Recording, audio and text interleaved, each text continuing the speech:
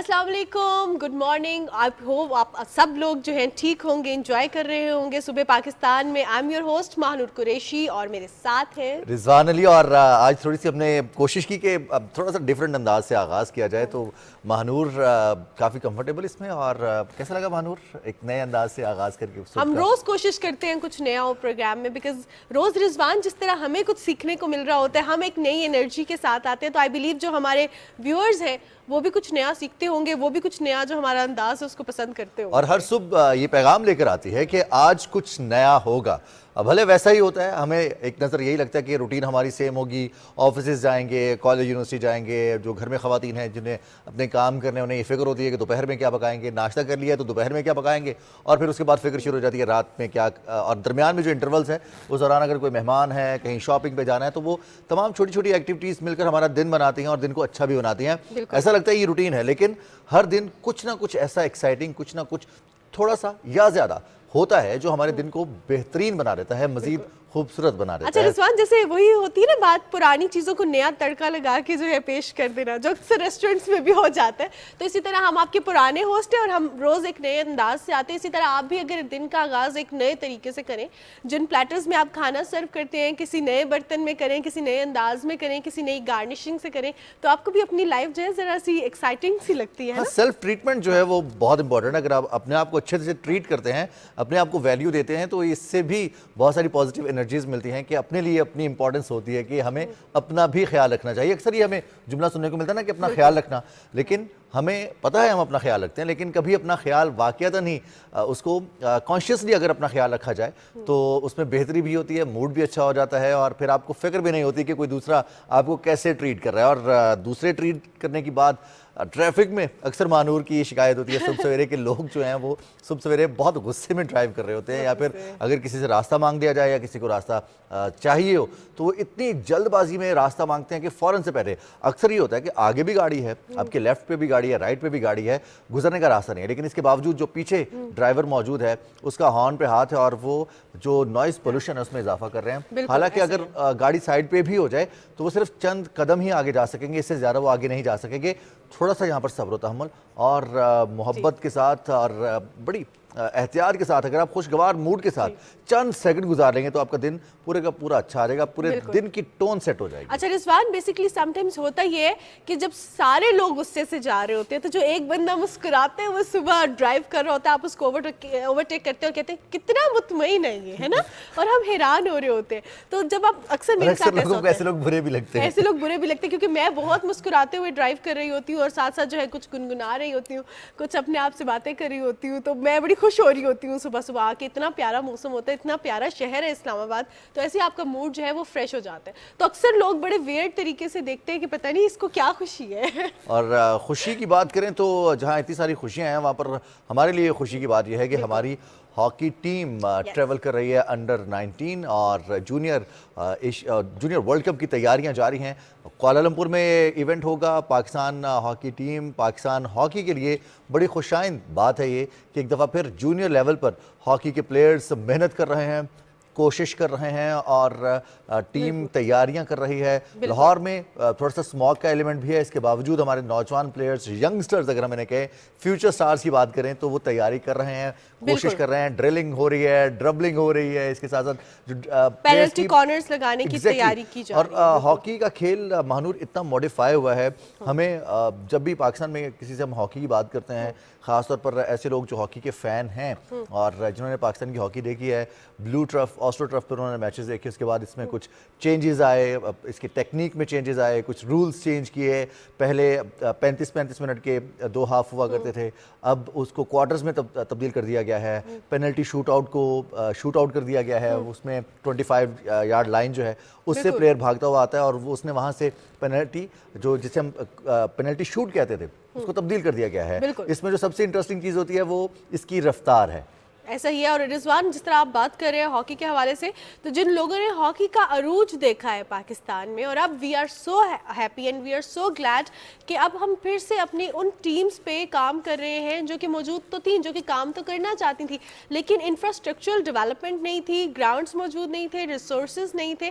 तो अब इस हवाले से काम हो रहा है और junior hockey world cup team जो है वो तैयारियां जारी रखे हुए हैं। और आपको ये भी बता दें कि दिसंबर को 5 से 16 दिसंबर तक जो है ये टूर्नामेंट जारी रहेगा। पाकिस्तान की तैयारियों के हवाले से हम बात करेंगे, पाकिस्तान क्या कर रहा है, बिकॉज जब हम जूनियर हॉकी टीम के हवाले से बात करते हैं तो रिजवान हम जो है फ्यूचर के भी जो इंटरनेशनल स्टार्स हैं उनकी तैयारी के हवाले से बात करते हैं। बिल्कुल जी। और हॉकी में आगे क्या प्लान्स हैं, इस पर किस तरह से Pakistan hockey federation international hockey federation के साथ मिलकर क्या इकदाम कर रही है।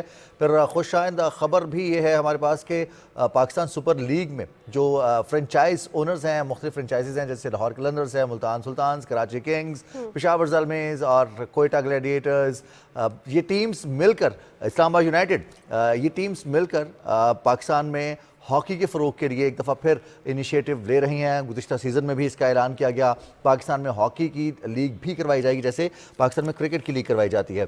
साथ ही साथ अब कुछ बात कर लेते हैं हम एक और रिकॉर्ड की, और वो रिकॉर्ड है पाकिस्तान स्टॉक एक्सचेंज का। जी जनाब, और पाकिस्तान स्टॉक एक्सचेंज के हवाले से बात करें तो हमने सुबह पाकिस्तान में आपको अपडेट करते रहे हैं कि पाकिस्तान स्टॉक एक्सचेंज की बेहतरीन कारकर्दगी का सिलसिला जारी है और कल 100 इंडेक्स नया रिकॉर्ड बनाते हुए नई तारीख की बुलंदियों पर पहुंच गया है। कारोबार के दौरान 100 इंडेक्स में 700 से ज़ायद पॉइंट्स का इजाफा हुआ, जिसके बाद 100 इंडेक्स 58,000 की सतह अबूर कर गया है। और ये पाकिस्तान की तारीख में पहली दफ़ा हुआ है कि स्टॉक मार्केट ने 58,000 की जो नफसियाती हद है उसे अबूर किया हो। और इस हफ्ते के दौरान हम देखते हैं जिस तरह से कारोबार में मनफी जो पॉजिटिव रुझान है वो रहा। मनफी रुझान कुछ देर के लिए, कुछ लम्हों के लिए ज़रूर आया था, जिसमें उतार चढ़ाव जिसे हम कहते हैं, जिसमें प्रॉफिट टेकिंग होती है। बहुत सारे सरमायाकार उस मार्केट के फ़्लो में और इस बढ़ती हुई मार्केट में प्रॉफिट टेकिंग करते हैं, फिर नई इन्वेस्टमेंट्स आती हैं। बहुत सारे सरमायाकार हैं जो एतमाद का इजहार कर रहे हैं, ख़ासतौर पर निगरान हुकूमत और अस्करी क़यादत की जानिब से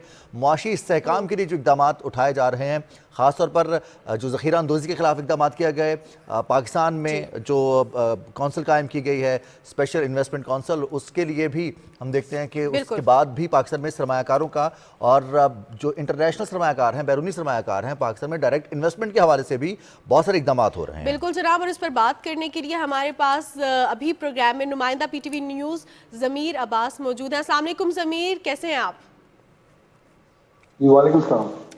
ज़मीर, ये जो 100 इंडेक्स पे 58,000 की सतह अबूर की है पाकिस्तान ने, ये कितना अहम हुआ है, कितना अहम इकदाम है पाकिस्तान की मईशत के लिए, पाकिस्तान की इकॉनमी से इसमें क्या बेहतरी आएगी? जी बिल्कुल, PSX में जो भी इंक्रीज होता है वो एक टेस्टमेंट होता है कि जो इन्वेस्टर्स हैं वो सरकार की जो पॉलिसीज हैं, जो गवर्नमेंट की जो पॉलिसीज हैं, उनके ऊपर एतमाद कितना कर रहे हैं। और जैसे जैसे PSX बढ़ता जा रहा है वो एक मजहर है इस बात का कि मौजूदा हुकूमत की जो जो पॉलिसीज हैं उस पर सरमायाकारों का भरपूर एतमाद है। और अगर सिर्फ हम नवंबर की बात करें तो सिर्फ नवंबर में ही, जब से एक केयरटेकर गवर्नमेंट, अगर हम कहें कि केयरटेकर गवर्नमेंट ने जो अपना इक़्तिदार संभाला है, तब से लेके अब तक 9,000 पॉइंट से ज्यादा का इजाफा हो चुका है 100 इंडेक्स में। तो ये एक बहुत बड़ी अचीवमेंट है, खास करके जो सरमायाकार हैं उन्होंने काफी एतमाद का इजहार किया हुआ है गवर्नमेंट पे, और उनकी जो पॉलिसीज हैं उनको उनको काफी सराहा है। जबकि काफी मुश्किल फैसले करने पड़ रहे हैं, लेकिन उसके बावजूद क्योंकि IMF के साथ जो मुआहिदा हुआ उसके बाद कंडीशंस काफी सख्त थी, लेकिन जिस खुश असलूबी से मौजूदा हुकूमत और अस्करी क़यादत इन चीज़ों को लेकर चल रही है उसका काफ़ी बेनिफिट मिल रहा है। खास करके दो सेक्टर्स जिसमें क्रैकडाउन स्टार्ट किया गया, एक तो जो डॉलर की ज़ख़ीरा अंदोज़ी और स्मगलिंग हो रही थी उसके खिलाफ एक क्रैकडाउन स्टार्ट किया गया। पूरे मुल्क में हमने देखा कि FIA ने मुख्तलिफ जगहों पर छापे मारे, कई जो मनी एक्सचेंजेस थे, जो हवाला हुंडी के कारोबार में मुलविस थे, उनके जो लाइसेंस थे वो रजिस्ट्रेशन वो सस्पेंड कर दी गई स्टेट बैंक की जानिब से। दूसरी जानब अगर हम देखें तो जो दूसरा बड़ा सेक्टर था हमारा पावर सेक्टर, जिसमें हमें काफी लॉसेस आते थे, उसमें चोरी के हवाले से, चोरी के खिलाफ जो हुकूमत इक़दाम हुए उसमें काफी बेहतर हमें रिजल्ट मिला। इसके अलावा जो तीसरा मुहाज था वो जो ट्रेड डेफिसिट कम हुआ है, ट्रेड डेफिसिट हमारा बहुत ज्यादा डिफरेंस था, लेकिन अब सिर्फ $2 अरब का डिफरेंस रह गया और उम्मीद यही की जाती है कि आइंदा आने वाले वक्तों में ये $2 अरब का डिफरेंस भी कम हो जाएगा। मतलब हमारे इंपोर्ट्स और हमारे एक्सपोर्ट्स के बीच में डिफरेंस है वो अब सिर्फ $2 अरब तक महदूद हो चुका है। अगर हम सिर्फ अगस्त से लेकर अक्टूबर की बात करें तो इसमें इंपोर्ट्स जो है वो कम हुई है और एक्सपोर्ट्स हमारी बढ़ी हैं। तो ये बड़ी खुशहाल नंबर्स हैं। उसी वजह से जो इन्वेस्टर्स हैं वो ज्यादा से ज्यादा पैसा जो इन्वेस्ट कर रहे हैं पीएसएक्स में। पीएसएक्स का ना सिर्फ आप देखेंगे नंबर्स बढ़ रहे हैं बल्कि इसका हजम भी बढ़ रहा है। इससे ये जब से केयर गवर्नमेंट ने अपना पावर में आई है तब से हमने देखा कि न सिर्फ 9,000 पॉइंट्स इंक्रीज हुए हैं बल्कि जो वॉल्यूम है वो उसमें 1100 अरब रुपए का भी इजाफा हुआ है। तो बहुत बड़ी मार्केट अब बनती जा रही है पीएसएक्स और इसको इंटरनेशनल लेवल पे भी पीएसएक्स को काफी सराहा जा रहा है। जी अच्छा ज़मीर, आपने बहुत सारे फैक्टर्स बताए हैं स्टॉक मार्केट में बेहतरी के हवाले से भी और जो इक़दाम किए जा रहे हैं निगरान हुकूमत की जानिब से, ख़ास तौर पर जो हम पॉलिटिकल सस्टेनेबिलिटी की बात करते हैं वो नज़र आई है। इसके अलावा जो ज़ख़ीरा अंदोज़ी के खिलाफ इक़दाम थे, जो SIFC का क़याम है, बैरूनी सरमायाकारी के हवाले से जो इक़दाम उठाए गए हैं, उनका कितना अहम रोल रहा है हमारी स्टॉक मार्केट के इस इस्तेहकाम में, प्लस पाकिस्तान में मुआशी इस्तेहकाम के जानिब? जी बिल्कुल। देखिए इकदाम ऐसे करने चाहिए कि जिससे फॉरेन इन्वेस्टमेंट जो है वो फौरी आए। हमारे पास इस वक्त डॉलर्स की जो अगर पोजीशन देखें तो एक स्टैगनेंट पोजीशन में खासकर हमारे इंटरनेशनल डेट्स बहुत ज्यादा है जो हमें पे करने हैं। जो इम्पोर्ट्स हैं हमारी सॉरी एक्सपोर्ट्स हैं उसमें अभी इतना ज्यादा तेजी से इजाफा हम नहीं देख पा रहे क्योंकि हमारी जो यील्ड्स है वो टाइम लेती हैं। जो दूसरा फैक्टर है वो रेमिटेंस का, उसमें हम देख रहे हैं कि काफी बेहतरी आ रही है। लेकिन जो तीसरा फैक्टर है जिसपे गवर्नमेंट ने बहुत ज्यादा एम्फोसिस किया, खास करके जो बिजनेस कम्युनिटी है वो गवर्नमेंट के लोगों से भी मुलाकात उन्होंने की है और उसकी क़यादत से भी मुलाकात की है। उन्होंने कहा कि जो डायरेक्ट इन्वेस्टमेंट है फॉरेन इन्वेस्टमेंट उसको अगर आप इंक्रीज करें, उसके लिए अगर आप फैसिलिटी प्रोवाइड करेंगे, वन विंडो ऑपरेशन हो कि एक बंदा अगर पैसे इन्वेस्ट करे, कंपनी यहाँ पे लगाए, इंडस्ट्री यहाँ पे लगाए, तो उसके लिए जो आसानियां पैदा वो इतना लंबा प्रोसीजर होने के बजाय बहुत इजी अगर कर दे तो ज्यादा से ज्यादा इन्वेस्टमेंट आएगी। उसको आप देखें यही वजह है कि पीएसएक्स में जो इन्वेस्टमेंट है वो उसका रीजन भी यही है कि जो उसका हजम बढ़ा है कि ज्यादा से ज्यादा इन्वेस्टमेंट आ रही है। और ये जो वन विंडो ऑपरेशन था जो गवर्नमेंट ने जो इंट्रोड्यूस करवाया है खास करके जो फॉरेन इन्वेस्टर्स के लिए, इसको तो बहुत ज्यादा सराहा जा रहा है क्योंकि ये टाइम सेविंग है। ज्यादा से ज्यादा लोग इंटरेस्ट ले रहे हैं क्योंकि पाकिस्तान की अगर मैशत में अगर हम देखें और मार्केट देखें तो बहुत ज्यादा पोटेंशियल है हमारी मार्केट में। इसमें बहुत ज्यादा इन्वेस्टर्स जो है वो दिलचस्पी भी लेते हैं, लेकिन कुछ जो जो प्रोसीजरल इश्यूज थे उसकी वजह से काफी मतलब स्लो प्रोसेस की वजह से वो चीजें डिले हो रही थी। लेकिन अब ये जब से इस किस्म के इनिशिएटिव्स दिए गए हैं और वन विंडो ऑपरेशन किए गए हैं तो काफी हमने तेजी देखी और न सिर्फ इसमें तेजी देखी बल्कि तमाम सेक्टर्स में हम बेहतरी देखते हुए आ रहे हैं। इकोनॉमिकल ग्राउंड पे अगर आप देखेंगे जो गवर्नमेंट ने जो पॉलिसीज हैं वो जिस तरीके से कंसिस्टेंट है वही मेन चीज है जिसकी वजह से इन्वेस्टर्स जो है वो अपना पूरा एतमाद दिखा रहे हैं। उम्मीद यही की जा रही है कि फरवरी के बाद जो भी हुकूमत आएगी, सियासी हुकूमत अपने इकतदार में आएगी, उनके लिए भी ये पॉलिसीज अब एक रोड मैप बन चुकी है, एक टेस्टमेंट बन चुकी है कि अगर आप इस चीज को लेकर चलेंगे तो डेफिनेटली आगे फायदा होगा। और उम्मीद यही की जाती है, एक्सपर्ट्स यही कहते हैं कि अब ये नागुज़ी है कि पॉलिसी ज्यादा चेंज हो, ये इसको कंसिस्टेंट रखें ताकि एक लंबे अरसे तक ये जो है फ्रूट हमें मिलता रहे। जी बिल्कुल ज़मीर, जिस तरह आपने कहा कि सरमायाकारों के एतमाद में इजाफा हो रहा है, ट्रेड डेफिसिट डिक्रीज हो रहा है और काबू पा लिया जाएगा उस पर, तो इस तरह तो हम देख रहे हैं कि रुपए की जो कदर है उसमें भी इजाफा हो रहा है। इस पर आपके पास क्या तफसीलात हैं? जी बिल्कुल। अगर हम देखें सितंबर के महीने से तो डॉलर उस वक्त अपने पीक पे था, चाहे वो ओपन मार्केट हो या इंटरबैंक हो। 1 सितंबर को ओपन मार्केट में जो डॉलर था वो 326 रुपए जो कि ऑफिशियल रेट है, जबकि अनऑफिशियली तो 350 में भी सेल आउट हो रहा था, लेकिन ऑफिशियल रेट के हिसाब से 326 तक पहुंच चुका था और जबकि इंटर बैंक में 307 रुपए तक पहुंच चुका था। ये आर्टिफिशियल जो किल्लत पैदा की गई थी खास करके होर्डिंग और स्मगलिंग की वजह से, इसकी वजह से ये 300 क्रॉस कर गया, वरना इसकी वैल्यू इतनी नहीं थी। फिर हुकूमत ने और अस्करी क़यादत ने जो डिसाइड किया टेयर डाउन करने का, उसका हमने रिजल्ट देखा कि सिर्फ तकरीबन एक महीने के अंदर, सितंबर के पूरे महीने में डॉलर की वैल्यू बहुत कम हुई और रुपया दुनिया भर में बेहतरीन परफॉर्मेंस शो करने वाली करेंसी बन गया था।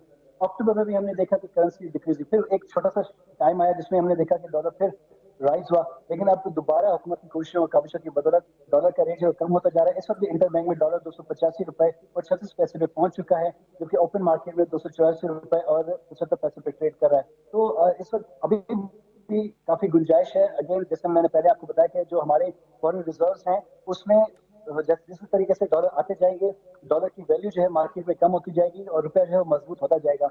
हुकूमत को हमेशा जो माशी माहिरीन है वो यही कहते हैं कि कोशिश यही करनी चाहिए कि ज्यादा से ज्यादा डॉलर्स आए हमारे मुल्क में, चाहे वो रेमिटेंस की शक्ल में हो, फॉरेन इन्वेस्टमेंट की शक्ल में हो, हमारे एक्सपोर्ट्स की शक्ल में हो, ताकि ज्यादा से ज्यादा हमारे जो रिजर्व हैं स्ट्रांग हो और जो रुपये डॉलर पैरिटी है वो कम हो। क्योंकि बिजनेस कम्युनिटी को हमेशा ये शिकायत है कि हमारे पास अगर डॉलर का रेट ज्यादा जाता है तो फिर उनके लिए जो मार्केट में कॉम्पिटिटर्स हैं वो बहुत मुश्किल हो जाती है। यानी एक मुल्क जो है वो एक शेयर अगर 100 रुपए में सेल आउट करे तो हमें वो 200 में शेयर सेल आउट करनी पड़ती है। तो डेफिनेटली बड़ी मुश्किल हो जाता है फिर इस तरीके से बिजनेस चलाना। लेकिन जैसे जैसे फॉरेन रिजर्व हमारे स्ट्रांग होते जाएंगे तो ये जो हमारी मार्केट खास करके हमारी एक्सपोर्ट्स हैं उसमें भी काफी तेजी से हमें इंक्रीज देखने में आएगी। ज़मीर, हम देखते हैं कि आप चूंकि स्टॉक एक्सचेंज कवर कर रहे हैं और पाकिस्तान के ख़ास तौर पर जो तिजारती और माशी हब कहा जाता है कराची को, वहाँ पर बड़ी तादाद में तिजारती बरादरी भी वहीं से मौजूद रहते हैं, पाकिस्तान भर से वहाँ जाते हैं। तो उनसे अगर आपका इंटरेक्शन हो, IMF के साथ जो हमारा मुआहदा हुआ, फिर IMF की जानिब से एतमाद का इजहार किया गया, पाकिस्तान ने जो इक़दाम उठाए हैं, इससे पाकिस्तान की फाइनेंशियल कंडीशन के ऊपर, हमारी इक़्तिसादी सूरत हाल के ऊपर और फ्यूचर को लेकर ताजिर क्या कहते हैं, उनकी क्या राय है, और मार्केट ट्रेंड जो हमें नज़र आ रहा है इस हवाले से उनकी क्या राय है? देखें, अगर हम सिर्फ TSX को देखें तो हमें विजिबल नजर आ रहा है कि इन्वेस्टर्स क्या सोच रहे हैं, क्या समझ रहे हैं, तो कितना पॉजिटिविटी वो शो कर रहे हैं। क्योंकि जैसे जैसे मार्केट में तेजी हो रही है, जैसे जैसे बिजनेस एक्टिविटीज बढ़ रही है, इकोनॉमिकल प्रोग्रेस हो रही है, उससे भी अंदाजा हो रहा है कि बिजनेस कम्युनिटी जो है वो काफी सेटिस्फाई है। IMF के साथ जो कंडीशन थी डेफिनेटली वो टफ जरूर थी, लेकिन वो नागुज़ीर थी, उनका जारी रहना जरूरी था और ये जो बिजनेस कम्युनिटी वो भी समझती है।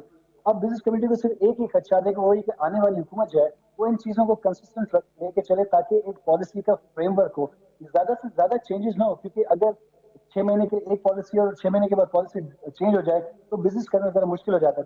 तो अभी क्योंकि कंसिस्टेंट पॉलिसी है, पिछले हम तकरीबन जुलाई से देख रहे हैं, खास करके जो इत्तेहादी हुकूमत थी उसके टाइम में IMF ने $3 अरब का स्टैंड बाय अरेंजमेंट मुआहिदा किया था।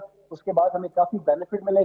तो गवर्नमेंट ने भी उसी पॉलिसीज को टो किया और जिस तरीके से वो कंसिस्टेंसी से चल रहे हैं, खास करके डिफिकल्ट स्टेप्स भी लिए जा रहे हैं, देखा जाए तो वो नागुज़ीर जरूर हैं, लेकिन फिर भी उसको वेलकम करें जो बिजनेस कम्युनिटी, और उनको क्योंकि रियलिटीज का पता है उस हिसाब से भी वो चाह रहे हैं कि अगर ये कंसिस्टेंसी रहे तो मुआशी इस्तेहकाम आएगा, और मुआशी इस्तेहकाम जैसे ही आएगा तो चीजें तमाम बेहतर होने शुरू हो पाकिस्तान के जाएंगी। लिए, पाकिस्तान की माशी सूरत हाल के लिए और हमारी इक़्तिसादी सूरत हाल के लिए बहुत बेहतर भी है और बहुत खुशाइन भी है। बहुत शुक्रिया ज़मीर अब्बास, आप स्टॉक एक्सचेंज से हमें आगाह कर रहे थे, हमारे नाज़रीन को।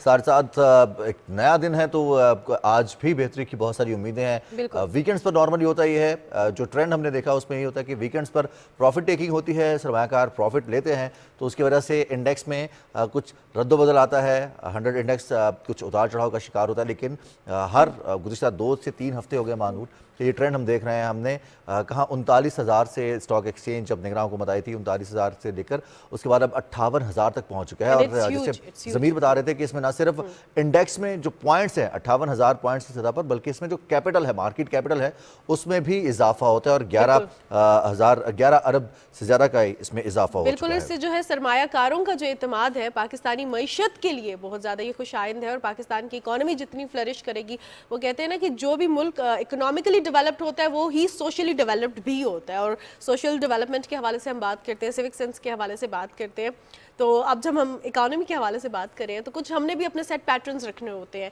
हमने भी अपना बजट रखना होता है। और समटाइम्स होता ये है कि हमारी रिक्वायरमेंट ज़्यादा हो जाती हैं लेकिन बजट लिमिटेड होता है। तो लिमिटेड बजट में जो हमारी आवाम है वो बड़ी स्मार्ट है और उसने जो है बड़े अच्छे अच्छे तरीकाकार पूरी दुनिया में, बल्कि सिर्फ पाकिस्तान में नहीं, थ्रिफ्ट शॉप्स जिस तरह हम पहले भी बात कर रहे थे, प्री लव्ड क्लोथिंग उसकी हम बात कर रहे थे, अपने यूज्ड कपड़ों की बात कर रहे थे। होता ये है कि हमारे कपड़े सही होते हैं, साइज़ पूरा नहीं आ रहा, या समटाइम्स हमें लगता है कि अब हमें ज़रूरत नहीं है तो हम उसे पास ऑन कर देते हैं अपने कजन्स को, अपने बहन भाइयों को।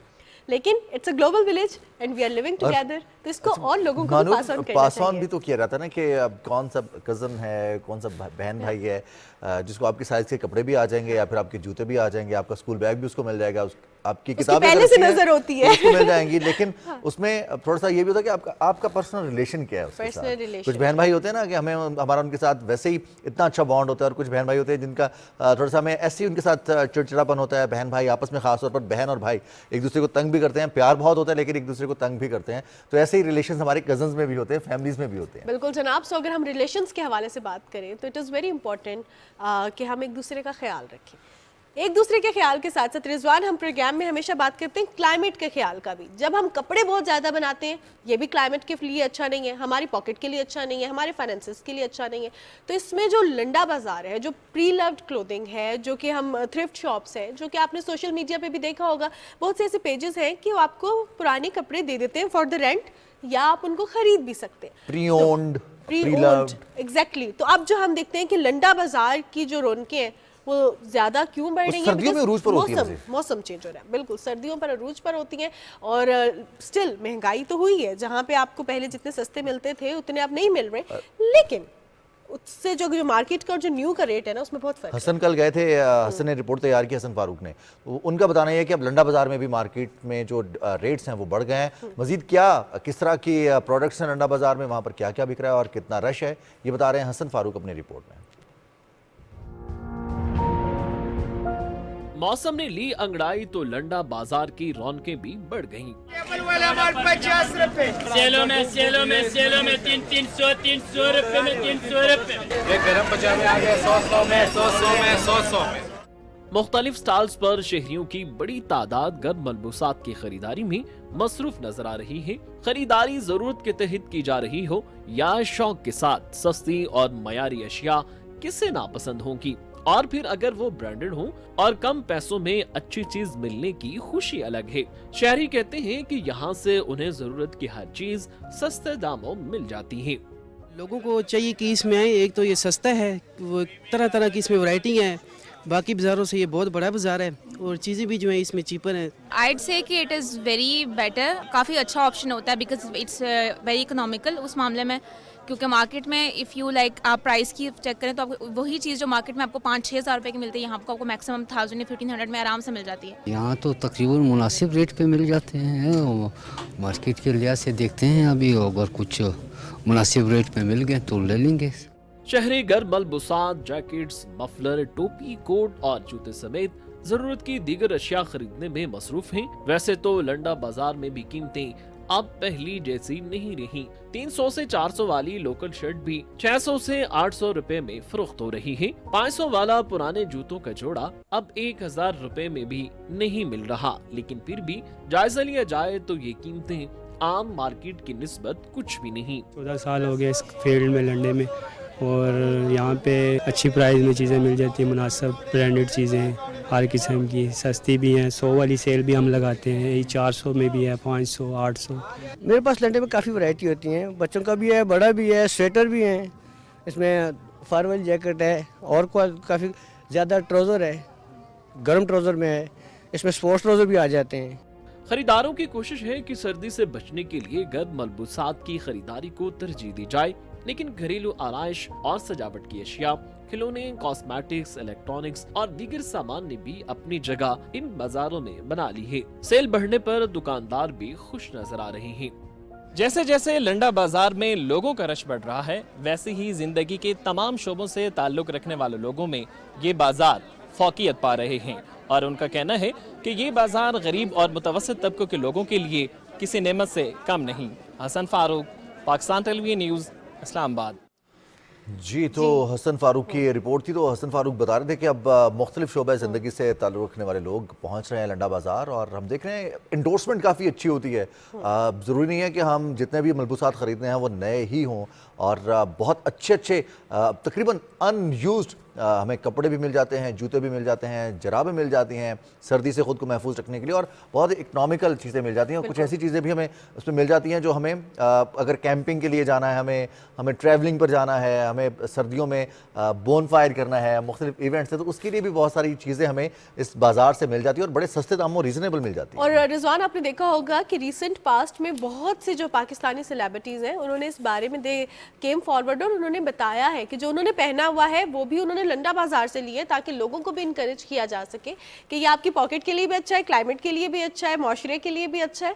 तो आप इसको इस्तेमाल करते हुए शर्म महसूस ना करें, बिकॉज इससे एक तो आपकी इकॉनमी अच्छी हो रही है, आपकी क्लाइमेट अच्छी हो रही है और आपकी जो है पैसे भी बच रहे हैं, तो आपको और क्या चाहिए, है ना। और फैशन का फैशन और वो भी इंटरनेशनल स्टैंडर्ड का। वेल International जी, standard। अब कुछ हम बात करेंगे पॉलिटिकल सिचुएशन की। पाकिस्तान में तमाम सियासी पार्टीज एक्टिवली पार्टिसिपेट कर रही हैं। बिलावल भुट्टो जरदारी हम देख रहे हैं कि वो उन तमाम अजला का दौरा कर रहे हैं, उन डिवीजन्स का दौरा कर रहे हैं जो जम हुए हैं। चित्राल गए कल, और चित्राल के बारे में महानूर बता चलें कि पाकिस्तान के अगर कौमी असम्बली के हलकों की बात की जाए तो ये पहला हलका है पाकिस्तान का, हलका NA1 जिसे कहा जाता है। जी जनाब। यहाँ पर बिलावल भुट्टो जरदारी ने कल वर्कर्स कन्वेंशन से खिताब किया। फिर मुस्लिम लीग नून की जानिब से भी कल साबिक वज़ीर आज़म मोहम्मद शहबाज शरीफ ने कुछ मुलाकातें की हैं, सियासी रहनुमाओं को शमूलियत पर खैर मकदम किया है। और इसके साथ साथ जो है ना एक और चीज़ भी, जी आप इस्तेहकाम पाकिस्तान पार्टी की बात करें। जी इस्तेहकाम पाकिस्तान पार्टी के हवाले से भी बात करेंगे कि उन्होंने 26 नवंबर को कामुकी में वर्कर्स कन्वेंशन करने का ऐलान कर दिया है। पीपल्स पार्टी ने भी वर्कर्स कन्वेंशन से खिताब किया। अब जो है इस्तेहकाम पाकिस्तान पार्टी भी बहुत एक्टिव हो गई है, डिस्कशंस चल रहे हैं, डायलॉग्स चल रहे हैं। और अब जो है उन्होंने जैसे जब खानेवाल में उन्होंने पहला जलसा किया तो उनको अच्छा फीडबैक मिला। अब उसके बाद क्या हो रहा है, उनकी क्या हिकमत अमली होगी, क्योंकि इंतखाबी मुहिम जो है ना अब तमाम पार्टीज इसमें एक्टिव हो गई हैं। तो पाकिस्तान का अब क्या फ्यूचर होगा ये डिपेंड करेगा इस इंतखाबी मुहिम पर भी, अवाम का जो इस पे फीडबैक होगा उस पर भी, और इसके साथ साथ जो सियासी पार्टीज़ की हिकमत अमली है ना उस पर भी। बिकॉज हम देख रहे हैं कि बहुत से जो फॉर्मर जिनका ताल्लुक डिफरेंट पार्टी से है वो छोड़ के नई पार्टी में शमूलियत इख्तियार कर रहे हैं, और पाकिस्तान मुस्लिम लीग नून में बहुत लोग शमूलियत इख्तियार कर रहे हैं। पहले बलूचिस्तान से सजाद मीर साहब से बात कर लेते हैं और उनसे जानते हैं कि क्या इस वक्त सूरत हाल है, पार्टीज क्या लाहेअमल बना रही हैं, और इसके अलावा जो सियासी मंजरनामा है वो कैसा है। सजाद मीर साहब अस्सलाम वालेकुम। वालेकुम सलाम जी। सर बहुत शुक्रिया, आपने सुबह पाकिस्तान में हमारे लिए वक्त निकाला। कैसे देख रहे हैं साबिक सदर आसिफ अली जरदारी पंजाब में पीपल्स पार्टी के रहनुमाओं से उन्होंने कल कहा, उनको हिदायत की है कि आप एक्टिव हो जाएं, और पंजाब में जो सियासी मैदान है वहाँ पर पीपल्स पार्टी के तमाम वर्कर्स को, तमाम जयालों को अब मोबिलाइज किया जाए और उनको एक्टिवली वो पार्टिसिपेट करें वर्कर लेवल पर और इसके साथ साथ वोटर्स लेवल पर भी। असल में पंजाब जी पीपल्स पार्टी का बहुत कमज़ोर पॉइंट है। कमज़ोर पॉइंट इसलिए कह रहा हूँ, दुखती रग कह लीजिएगा, दुखती रग है वो इसलिए कि पीपल्स पार्टी पंजाब ही के जोर पर इक़्तिदार में आई थी। भुट्टो साहब ने सेंट्रल पंजाब से ही सारी सीटें जीती थी और उन सीटों के जोर पर इक़्तिदार में आए थे। जहाँ तक सिंध का ताल्लुक था तो सिंध में उनको मेजॉरिटी हासिल नहीं हुई थी। सिंध असम्बली की 60 में से 28 सीटें उनके पास थी, यानी 32 उनके खिलाफ थी, और 28 सीटों में भी ज़्यादातर वडेरों की सीटें थी। कराची में तो उनको बहुत सिर्फ 2 सीटें मिली थी कौमी असम्बली की। तो ऐसी सूरत में पंजाब उनका गढ़ था। लाहौर में उन्होंने डॉक्टर जावेद इकबाल को, जनरल सरफराज को, दोनों बड़े स्ट्रॉन्ग उम्मीदवार गिने जाते थे। वो मुहाफ़िज़ लाहौर कराते थे, वो फर्जंदे इकबाल कहलाते थे, वो दोनों को शिकस्त दी थी। ऐसी सूरत में अब उनकी जब पंजाब उनके हाथ से छिन गया तो गोया पाकिस्तान का इक़्तिदार उनके हाथ से छिन गया था। अब वो पंजाब को वापस लेना चाहते हैं, लेकिन पंजाब में सूरत हाल है कि जब भी बाई इलेक्शन हुए हैं अच्छे वक्तों में तो उनको 1500, 2000, 2500 से ज़्यादा सीटें नहीं मिलती रही। मुस्लिम लीग ने वो सारा का सारा मार्कर जो था, सारी की सारी चीज़ें उनसे छीन ली हैं। अब तो नहीं मैं कहता कि ये सारा कुछ मुस्लिम लीग के पास होगा, यहाँ किसी और पार्टी के पास नहीं है। अब तो कई उसके उम्मीदवार बन चुके हैं। बीच में से पार्टियों को और भी ताकत मिली है, PTI को मिली है और दूसरी पार्टियों को मिली है, लेकिन ये है कि पीपल्स पार्टी को नहीं मिली। पीपल्स पार्टी का ख्याल ये था कि जो लोग PTI से बदजन होकर या उसे हटकर निकलेंगे वो उनके पास आएंगे, लेकिन खास तौर पर साउथ पंजाब का वो तबका उनके पास जाने की बजाय उन्होंने अपना एक नया ग्रुप बना लिया, इस्तेहकाम पाकिस्तान पार्टी, तो मायूस हुए। फिर उनका ख्याल था कि मुस्लिम लीग नून के साथ वो कुछ सीट एडजस्टमेंट करेंगे। मुस्लिम लीग नून पंजाब में क्यों करे, वो तो तब करे जब सिंध इंटीरियर में आप उनके साथ कुछ सीट एडजस्टमेंट करें। तो चनाचे ये सारी ऐसी सूरत हाल है जिसकी वजह से वो ऐसी हिकमत अमली इख्तियार किए हुए हैं जिसपे वो साफ नजर आता है कि उनकी असल तवज्जो पंजाब पर है, और कह रहे हैं कि हम खैबर पख्तूनख्वा जीतना चाहते हैं। मैं चाहता हूं कि खैबर पख्तूनख्वा में मेरा वजीर आला हो, लेकिन उनको पता है उनका वजीर आला खैबर पख्तूनख्वा में नहीं होगा। वहाँ बड़े उम्मीदवार हैं। एक ज़माने में खैबर पख्तूनख्वा पे कुछ जान पकड़ी थी उन्होंने, लेकिन उस ज़माने में भी मुफ्ती महमूद साहब हाथ कर गए। मुफ्ती महमूद साहब ने ANP के साथ, वली खां के साथ इत्तेहाद करके हुकूमत बना ली, और फिर सारी जो भी सूरत हाल शेरपुर और उस हवाले से हुई, पीपल्स पार्टी उसके बाद अपने कदम नहीं जमा सकी। पीपल्स पार्टी ट्रेडिशनल जमाते तो वहाँ की ANP और खान क्यूम की मुस्लिम लीग थी, लेकिन बल्कि खान क्यूम ही के लोग थे जो कभी मुस्लिम लीग में आते थे, कभी पीपल्स पार्टी में जाते थे, ANP में नहीं जाते थे। उनकी लड़ाई ANP की। अब सूरत हाल मुख्तलिफ है। अब PTI भी आ गई, अब PTI के नए धड़े भी आ गए, एक बिल्कुल एक अलग सूरत हाल वहीं पैदा हो गई। चुनाचे वो इलेक्शन। सजाद मीर साहब, हम PTI के हवाले से भी बात करेंगे, इस्तेहकाम पाकिस्तान पार्टी के हवाले से भी बात करेंगे। आपने कहा सीट एडजस्टमेंट मुस्लिम लीग नून के लिए, सीट एडजस्टमेंट के हवाले से बात तो हो रही है, लेकिन वो पीपल्स पार्टी के साथ नहीं हो रही। कराची में मुस्लिम लीग नून और MQM के रहनुमाओं की मुलाकात हुई है और उसमें सिंध में सीट एडजस्टमेंट के हवाले से भी बात हुई है। तो क्या इससे पीपल्स पार्टी के लिए थोड़ी सी परेशानी का ये चीज़ बायस बनेगी, और अगर सीट एडजस्टमेंट होगी तो किस हिकमत अमली से होगी? देखिए, बात तो ये है कि असूली तौर पर इस वक्त इंटीरियर सिंध में पीपल्स पार्टी का जोर है, इसमें कोई शक नहीं है। लेकिन इस बात में कोई शक नहीं है कि माजी में ऐसा होता रहा है कि इंटीरियर में पीपल्स पार्टी के खिलाफ एक बहुत बड़े हिस्से को, एक बहुत बड़े तत्व को मोबिलाइज करके उनके खिलाफ सीटें ले ली जाती थी। ऐसे लोग भी थे जिनके लोग गिनवाते हैं जी फलां कॉन्स्टिट्यूंसी बड़ी मजबूत है, बड़ी ताकतवर है। और शबीर चांडियो थे एक साहब जो लाड़काना के करीब गिने जाते थे, सिंध के सबसे बड़े वडेरे हैं, इतने पता नहीं कितने हजार मरबा उनकी जमीन है, लेकिन हारे तो बहुत वोटों से हारे। ये भी हुआ था कि पीर पगाड़ा एक बिल्कुल अननोन आदमी से हार गए थे। सियासत ऐसी हुआ करती है। अरबाब गुलाम रहीम जो थे, ये जब वजीर आला थे तो सिंध का एक पूरा तबका जो था पीपल्स पार्टी के खिलाफ होके वहां से जीत के आया था। वो इंटीरियर से जीतते थे, कराची के लोग इनके साथ मिल जाते थे या मिला दिए जाते थे, और एक हुकूमत बनती थी जो एंटी पीपल्स पार्टी होती थी।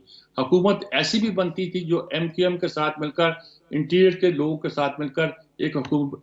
इनको डर है कहीं अब ये ना हो रहा हो कि कराची की सीटें जो हैं MQM, मुस्लिम लीग और GDA कुछ सिंध की सीटें काट कर एक ऐसी हुकूमत बना ली जाए कि सिंध भी इनके हाथ से चला जाए। हाथ से चला ना जाए तो कम से कम ये सिंध में इतने कमजोर हो जाएं कि इनको बिल्कुल, मैं मनमानी तो नहीं कहता, लेकिन सिंध में ये इनको इस ताकत के साथ हुकूमत करने की इजाजत न मिल सके जिस ताकत के साथ वो इन दिनों कर रहे हैं। ये इनको खौफ तो है, और ये खौफ 88-90 के बाद से जिस तरह की सिंध की पॉलिटिक्स चलती रही है उसमें होता रहा है। लेकिन बिलाखिर ये तय पाया कि भाई इनको MQM को शहरों में और देहातों में पीपल्स पार्टी जिस तरह हुकूमत करती है इनको करने दिया जाए, बल्कि दोनों को मिला दिया जाए। दोनों मिल गई, दोनों मिलकर हुकूमत करती रही, एक दूसरे के साथ लड़ती भी रही, एक दूसरे के लड़के अलग भी होती रही, कुट्टी भी होती रही, फिर सुलह भी होती रही, और ये सारा सिलसिला 12, 14, 15 साल से चलता रहा है। अब ऐसी सूरत में पीपल्स पार्टी को खौफ तो है कि सिंध के शहरी इलाके तो उसके साथ नहीं है, इसमें कोई शक नहीं है।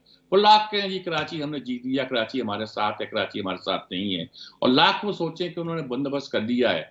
लेकिन अगर उन्होंने बंदोबस्त कर लिया है तो बंदोबस्त करने वाले दूसरे लोग भी होते हैं जो फिर कहते हैं कि आपका बंदोबस्त ठीक नहीं था, बंदोबस्त वही है जो हम करेंगे। तो ऐसी सूरत में पीपल्स पार्टी को थोड़ा सा खौफ तो है, सिंध के बारे में भी खौफ है, और वो ये बताना चाहते हैं कि हम, या फिर दूसरी सूरत ये कही जा सकती है कि पीपल्स पार्टी को ये यकीन हो गया है कि अब उनको हुकूमत तो मिलेगी नहीं, लेकिन वो अभी से शोर बजा लें कि किसी दूसरे के लिए, किसी और के लिए कुछ ज्यादा रियायतें दी जा रही हैं, कोई लाडला हो रहा है, कोई पहले कहने लगे जी अब ये बुजुर्ग मदरसों में बैठे, घरों में बैठे, अल्लाह अल्लाह करें। पहली पार्टी जो थी टिकटॉकर की पार्टी थी, अब अशराफिया की पार्टी आ जाएगी, हम अवाम की पार्टी हैं, ऐसी बातें शुरू कर दी, और ये कहना शुरू कर दी बुजुर्ग घरों में बैठे दुआ करें। लोगों ने कहा बुजुर्ग तो तेरे वालिद साहब नहीं है। सजाद मीर साहब, पंजाब की सियासत के बारे में आपने कहा मरकजी हैसियत होती है और पीपल्स पार्टी यहाँ पर कमज़ोर है। अब पंजाब में भी हम देखते हैं डाइवर्सिटी इतनी ज़्यादा है कि यहाँ पर मुख्तलिफ सेगमेंट्स में पार्टीज़ मौजूद हैं और उनका अपना अपना मंशूर भी है। पार्टीज़ ने डिलीवर किया नहीं किया, लोग क्वेश्चन करेंगे, लोग बात करेंगे, सियासी रहनुमाओं की वाबस्तगी तब्दील होती है।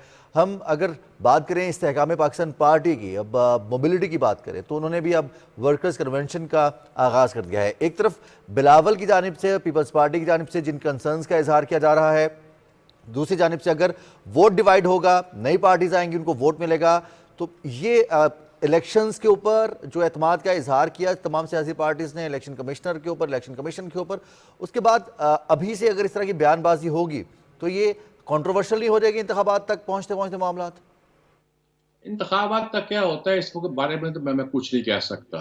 इंतखाबात तक क्या होता है और इंतखाबात के बाद क्या होता है इसके बारे में पाकिस्तान का कोई सियासी पंडित जो है प्रोडिक्ट नहीं कर सकता। कोई नजूमी कर सकता हो तो कर सकता हो, कम से कम सियासी तजिया नगार इसके लिए कोई प्रोडिक्ट नहीं कर सकते। इलेक्शन तक पहुंचने का मरहला, उससे गुजरने का मरहला आसान नहीं है। पार्टियां यकीनन आप कोशिश करनी शुरू कर दी हैं। पहले तो कह रहे थे कि पार्टी संजीदा नहीं ले रही इलेक्शन को, कंपेन नहीं चला रही। अब कंपेन चलना शुरू हुई है, कुछ थोड़ी थोड़ी भी, टिकटें भी बांटना शुरू कर दी हैं, काम भी शुरू हुआ है, इलेक्शन कमीशन ने निशान देने का भी मरहला शुरू कर दिया है।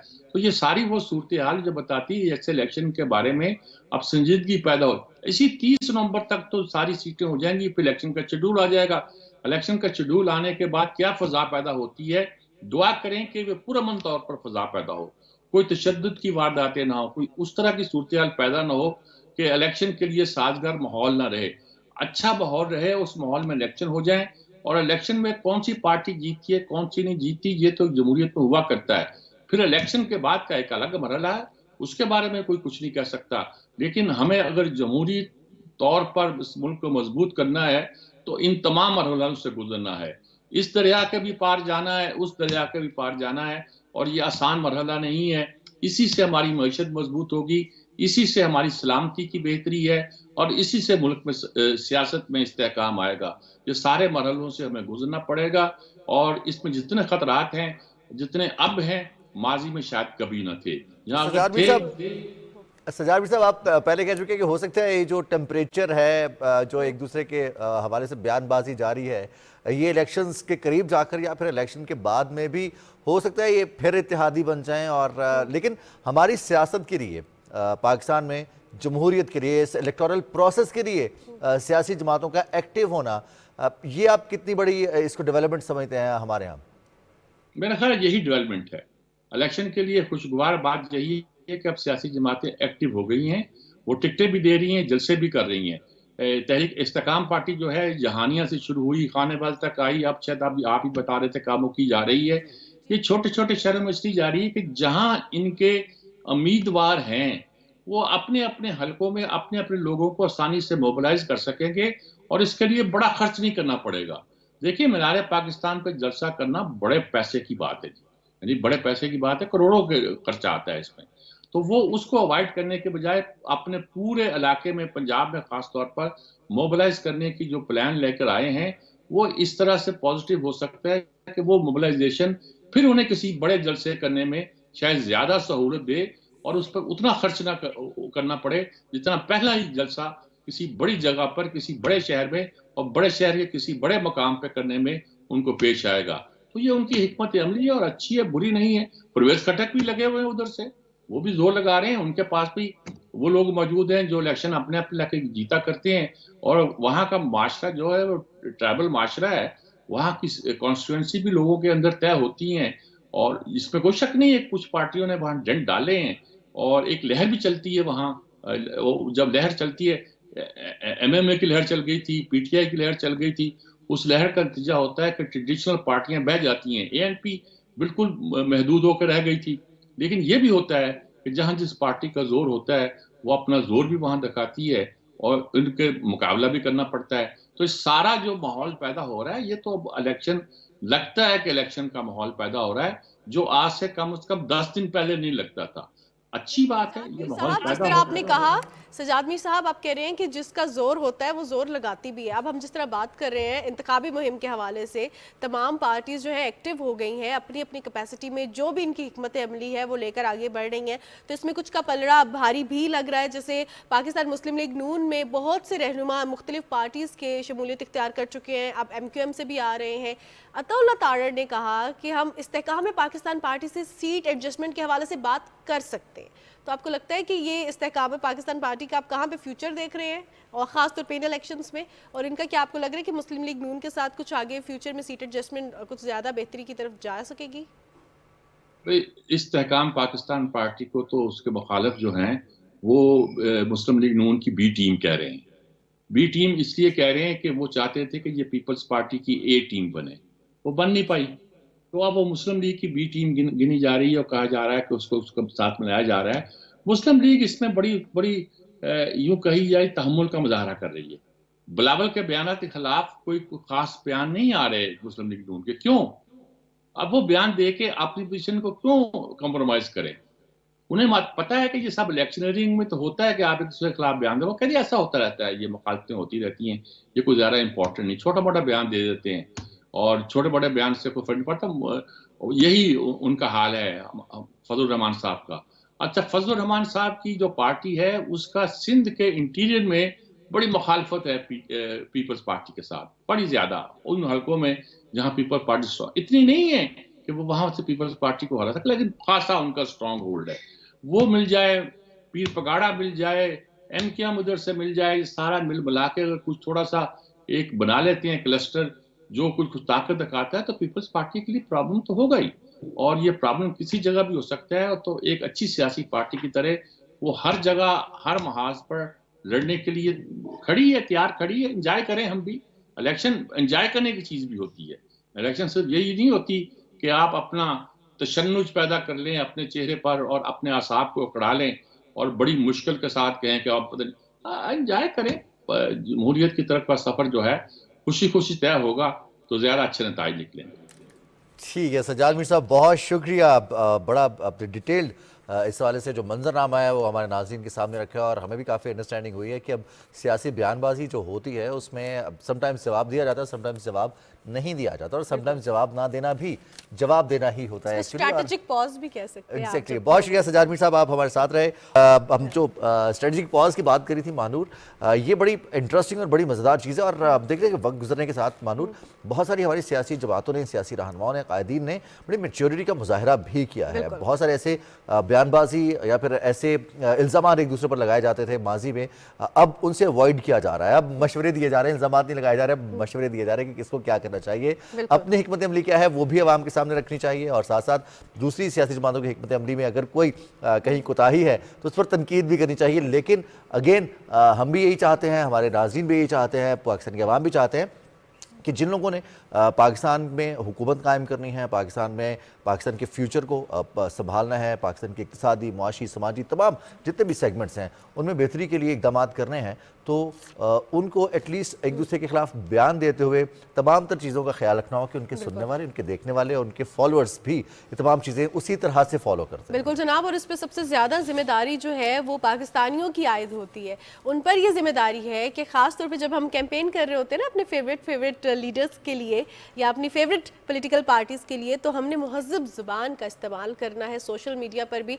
और द मोस्ट इम्पॉर्टेंट थिंग जिस पर हम हमेशा जोर डालते हैं और वो है कि हमने वोट देना है। अक्सर औकात लोग ये कहते हैं ना रिजवान कि हम वोट नहीं देते, तो ऐसे आपने नहीं करना। अब बात करते हैं जी, आज है 23 नवंबर और आज के दिन की अहमियत के हवाले से। जब रिजवान आज स्टूडियो आ रहे थे तो रिजवान एक गाना गुनगुना रहे थे। एक नहीं 3-4 थे, 3-4, वो फिर जो है मेडले बन गया था। और वो खासा मेडिसन के गाए हुए गीत हैं, और लेकिन वो गीत ऐसे हैं कि वो फिल्मी गीत हैं। जब उन गीतों को हम गुनगुनाते हैं या कहीं दूर से आवाज़ आती है, कोई हमारे पास से गुनगुनाता हुआ गुजरता है, तो हमारे जहन में वो जो जिन पर पिक्चराइज होते हैं वो गाने, उनके चेहरे आते हैं सामने। और ऐसी ही बात हम कर रहे हैं, बहुत सारे मेहदी हसन खान साहब के गीत जो कि पिक्चराइज हुए चॉकलेटी हीरो वहीद मुराद साहब के ऊपर। और वहीद मुराद पाकिस्तान फिल्म इंडस्ट्री का वो सितारा जिसने हमारी फिल्म इंडस्ट्री को, अदाकारी को, वर्सटैलिटी को इस तरह एक नई पहचान दी कि बहुत सारे लोगों ने वहीद मुराद के अंदाज में एक्ट करने की कोशिश की, लेकिन कुछ कामयाब हुए, कुछ कामयाब नहीं हुए, कुछ बाद में इस टर्म को लेकर चलते रहे साथ कि उन्हें चॉकलेटी हीरो कहा जाता है। लेकिन जो ट्रेंड सेट किया, जो बेंचमार्क सेट किया वहीद मुराद ने, उसको आज तक कोई नहीं तोड़ सका। जो गानों को, जो स्टोरीज़ को, जो मूवीज़ को दुआम बख्शा उन्होंने, और जिस हीरोइन के साथ उन्होंने काम किया, जिस अदाकारा के साथ उन्होंने को स्टार किया, उनका भी करियर उरूज पर पहुंचा। लेकिन वहीद मुराद अपनी जवानी में ही इस दार फ़ानी से कूच कर गए। उन्होंने बहुत सारी कामयाब फिल्में दी, लेकिन बहुत मुख्तसर वक्त के लिए। तो आज 23 नवंबर है, आज के दिन उनकी बरसी है। 40 बरस हमसे बिछड़े हुए वहीद मुराद को, और इस पर एक पैकेज तैयार किया है वर्दा सलीम ने, आइए देखते हैं। खूबसूरत अदाकारी और दिलकश अंदाज के जरिए फिल्म इंडस्ट्री में मुनफरिद मुकाम हासिल करने वाले वहीद मुराद को शायकीन चॉकलेटी हीरो के नाम से जानते हैं। वो अपने मखसूस स्टाइल के साथ पर्दा स्क्रीन पर जब जलवागर होते तो फिल्म बीनों के दिलों में घर कर जाते। 1962 में फिल्म औलाद से अपनी अदाकारी का सफर शुरू करने वाले वहीद मुराद ने बहुत कम अरसे में मकबूलियत हासिल की। फिल्म अरमान ने तो उन्हें शोहरत के बाह में अरूज तक पहुँचा दिया और इस फिल्म ने रिकॉर्ड बिजनेस किया।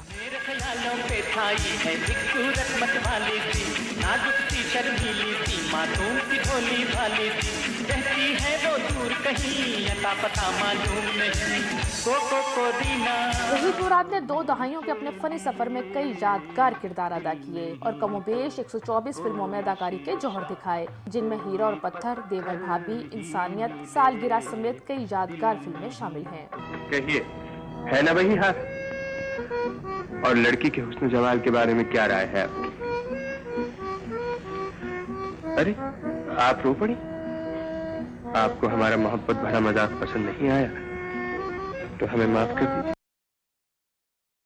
जी जनाब, आप देख रहे थे वहीद मुराद की जो ज़बरदस्त मूवीज़ हैं, जो ज़बरदस्त काम है, वो अभी भी हमारे दरमियान मौजूद है। और अभी भी जब हम आर्ट के हवाले से बात करते हैं, एक्टिंग के हवाले से बात करते हैं, एक्सप्रेशंस के हवाले से, डायलॉग की अदायगी के हवाले से बात करते हैं, तो ये हमारे हीरोज़ हैं और हमेशा हमारे दरमियान जो है मौजूद। महानूर, डायलॉग डिलीवरी का अंदाज था, मजाक भी अगर पसंद नहीं आ रहा उस पर वो बाज़रत खाना, ना सिर्फ अंदाज है बल्कि एक्सप्रेशन भी मौजूद है। तो यही वो खूबसूरती थी जिसे हम कहते हैं कि मीडियम, चाहे वो फिल्म हो, टीवी हो, ड्रामा हो, थिएटर हो, इस मीडियम से माशरे में पैगामात जाते हैं और लोग बहुत कुछ सीखते हैं और फिर उसको अपनी ज़िंदगी में इम्प्लीमेंट करते हैं। बिल्कुल जनाब, कितनी मध्यम और कितनी खूबसूरती से वो डायलॉग डिलीवर किया जाता है। ये अब हम लोगों के लिए लड़ाइयाँ भी करते रहे, वैसे लड़ाइयाँ भी करते रहे, लेकिन वो जो एक तहजीब है ना, उसको हमेशा मद्देनज़र रखा गया, हमारा जो कल्चर है उसको मद्देनज़र रखा गया और बहुत ज़बरदस्त मूवीज़, बहुत कुछ सीखने को मिलता है। देवर भाभी जैसी मूवीज़ हों या अगर हम म्यूज़िक के हवाले से बात करें, जो शायरी है, जैसे अभी हम सुन रहे थे मेरे ख्यालों पे छाई है एक सूरत मतवाली सी, the way they write it, the way they perform was tremendous, बहुत ज़बरदस्त था। लेकिन अब वक्त हुआ है न्यूज़ अपडेट का, सो आइए न्यूज़ सुनते हैं, उसके बाद कंटिन्यू करेंगे सुबह पाकिस्तान।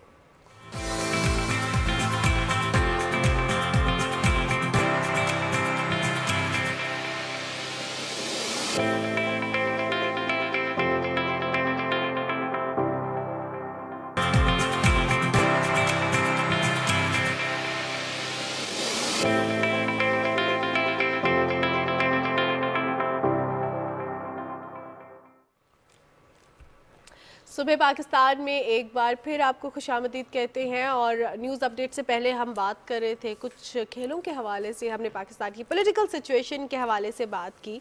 सो अब मेनली अब हम ज़रा बात करते हैं रिजवान अपनी सेहत के बारे में, क्योंकि कहा जाता है अंग्रेज़ी मुहावरा you are what you eat, जो आप खाते हैं आप वही होते हैं, आपकी पर्सनैलिटी वही बन जाती है, क्योंकि वो आपकी सेहत पर इतना ज़्यादा असरअंदाज होता है ना। तो हमें जो है खाने के मुतल्लिक बड़ा कंसर्न रहना भी चाहिए। लेकिन ये तो आपने बचपन का खेल याद दिला दिया, उसमें होता था, हम लिखते थे कि अपने नाम का पहला जो आपका नाम है 2 नामों पर मुश्तमिल होता है, जैसे रिजवान अली अहमद है तो 3 भी हो गए, तो उसमें एक अपना नाम लिखना है और दूसरा जो आपने सुबह खाया है, स्कूल में अक्सर ही होता था कि जो सुबह खाया साथ वो लिखना है तो आपका वो नाम हो जाएगा। तो ये फन गेम्स होती थी बच्चों की, आई डोंट नो आजकल बच्चे ये करते हैं या नहीं करते, लेकिन हम तो ये लाजमी करते थे। तो जो खाते हैं हम वो हो जाते हैं, बिल्कुल लेकिन एक्चुअल में जो हम खाते हैं हम वैसे हो जाते हैं। महानूर के पास इस हवाले से कुछ स्पेशल इन्फॉर्मेशन है। बिल्कुल जनाब, सो अगर हम इस चीज़ के हवाले से बात करें, जो हम कंज्यूम कर रहे हैं, जो हम बाहर से मार्केट से ले रहे हैं, वो बड़ी अहमियत का हामिल होता है। हम हमेशा बात तो ये करते हैं कि हम घर में बनाएंगे, घर में खाएंगे तो ठीक होगा, लेकिन जो फसलें हैं जो कि गलत तरीके से जिनको उनको यील्डिंग होती है उनको क्रॉप किया जाता है और वो गलत तरीका होता है सिवेज का पानी साफ़ होना, खाद साफ़ होना बहुत ज़रूरी है। तो सिवेज के पानी से सब्जियों की काश्त के खिलाफ पंजाब फूड अथॉरिटी की रावलपिंडी में कार्रवाई हुई। 4 कनाल पर जो मुश्तमिल आपने देखा होगा काश्त की गई फसल को तल्फ भी किया गया, आप हमारी स्क्रीन पर देख रहे हैं।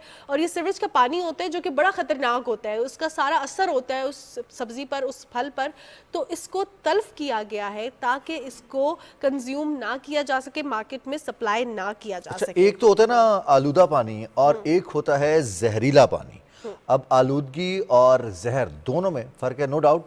जहर अगर किसी साफ़ चीज़ में, फ़ज़ा में, पानी में अगर वो मिक्स होगा तो वो आलूदा तो उसे करेगा, लेकिन उसको जहरीला भी बना देगा, जो कि जिसके मुज़र असरात सेहत पर आते हैं। और खुदा न खास्ता बहुत सारी ऐसी बीमारियाँ हैं जिनका आगाज़ हो सकता है खामोश कातिल के तौर पर हमारे ही जिस्म में वो परवान चढ़ना शुरू हो जाती हैं, और हम इस जहर को सिर्फ ऑर्गेनिक फूड के नाम पर या ऑर्गेनिक जो वेजिटेबल्स हैं वो खरीदते नहीं, कि घर की सब्जियां खरीद ले, ताज़ा सब्जियां खरीद ले, लेकिन उनको पानी कौन सा दिया गया है, किस तरह से पानी फराहम किया गया है, उसकी देखभाल कैसे की गई है, ये भी मैटर करता है। और इसके लिए Punjab food authority in action है, और इस हवाले से एक्शंस के साथ साथ अब वो कार्रवाइयाँ भी कर रहे हैं और इक़दाम कर रहे हैं, यकीनी बना रहे हैं कि ख़ास तौर पर जो सब्जियाँ हैं, फल हैं, उनको साफ़ पानी फराहम किया जा सके और उनके सीवरेज के पानी से उनकी अफजाइश ना की जा सके। बिल्कुल जनाब, और ये एक अवेयरनेस सेगमेंट होगा हमारे प्रोग्राम में, जिस पे हमें भी और हमारे नाजरीन को भी ये चीज़ पता चलेगी कि हम सब्ज़ी तो ख़रीद लेते हैं, लेकिन हमें कैसे पता चलेगा कि वो सीवेज के पानी से है,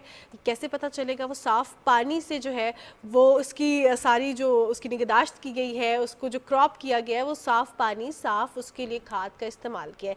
इस पर बात करने के लिए हमारे साथ पंजाब फूड अथॉरिटी से राजा जहांगीर अनवर मौजूद हैं, जो कि डायरेक्टर जनरल हैं पंजाब फूड अथॉरिटी के। आपको सबसे पहले तो प्रोग्राम में खुशामदीद कहती हूँ, कैसे हैं आप?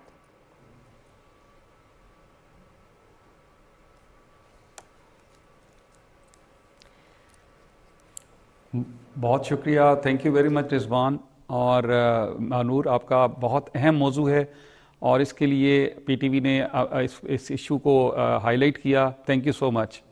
तो राजा साहब, हम देखते हैं जिस तरह से कार्रवाई की गई, 4 कनाल पर फसल को तल्फ किया गया है, आलूदा पानी और जहरीले पानी, इन दोनों में कितना ख़तरनाक हो सकता है इंसानी सेहत के लिए। और जो महानूर का बुनियादी सवाल है, ये प्रोग्राम में जब सेगमेंट डिज़ाइन हुआ था उस पर भी बार बार यही सवाल करी थी कि हमें कैसे पता चलेगा कि ये सीवरेज के पानी से या जहरीले पानी से तो ये फसल तैयार नहीं की गई, जो सब्जियाँ उगाई जा रही हैं।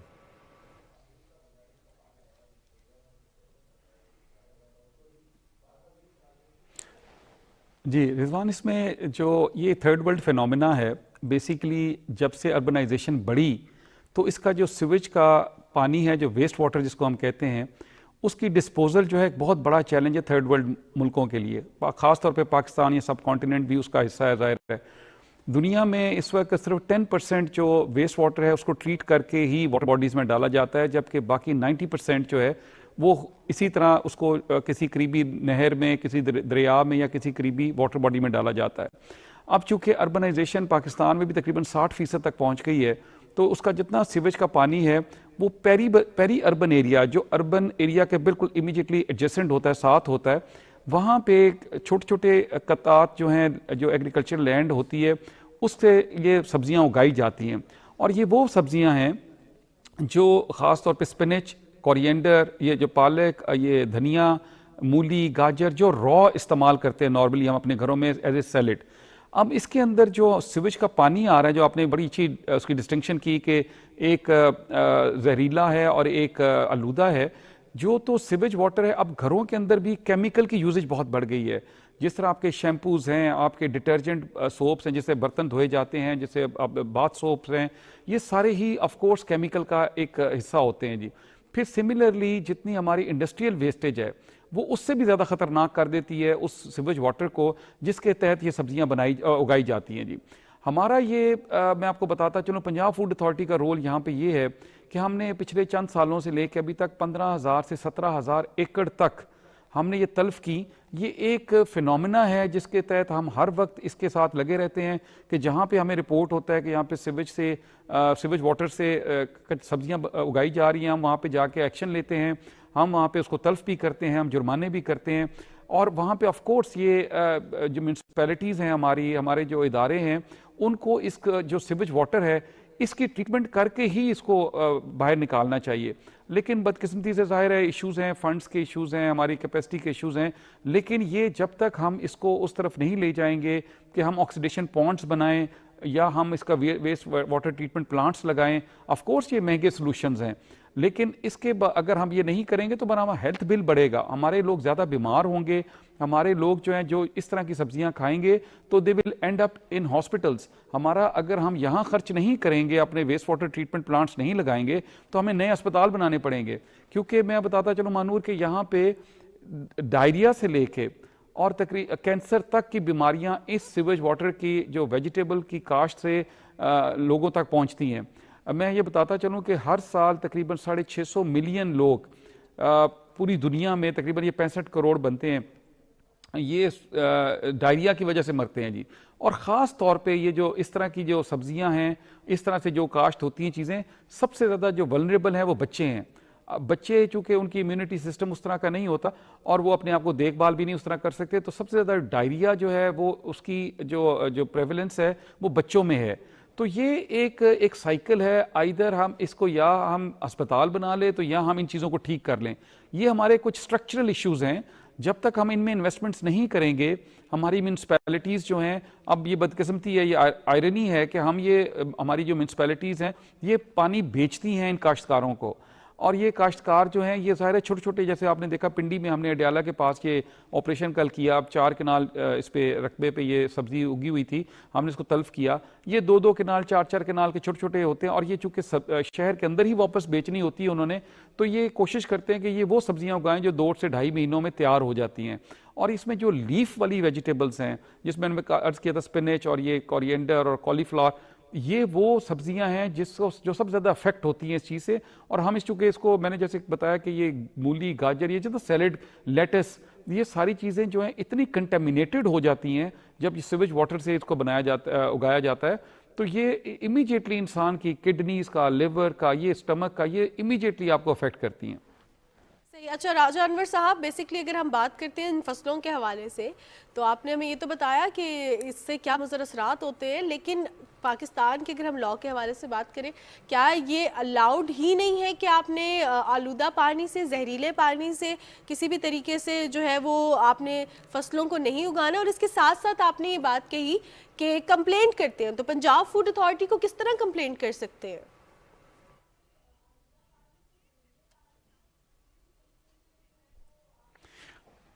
जी, इसमें मैं अर्ज़ करता हूँ आपको, पाकिस्तान एग्रीकल्चर रिसर्च काउंसिल जो PARC है, उसने एक स्टडी की पूरे पाकिस्तान की, और जितनी भी बड़ी मेगा सिटीज़ हैं हमारी, अगर मैं पंजाब के जिक्र करूँ तो Faisalabad the most actually contaminated, वहाँ पे ये कंटेमिनेशन का इशू है, लाहौर है, रावलपिंडी है, गुजरांवाला है, ये जितने बड़े, मुल्तान है, ये बड़े शहरों का उन्होंने पूरा एक डाटा शेयर किया हुआ है, वेबसाइट्स पे भी उनकी अवेलेबल है कि ये जो सब्जियां हैं ये किस हद तक वहाँ पे इस कंटेमिनेटेड वाटर से, वेस्ट वाटर से वो उगाई जा रही हैं।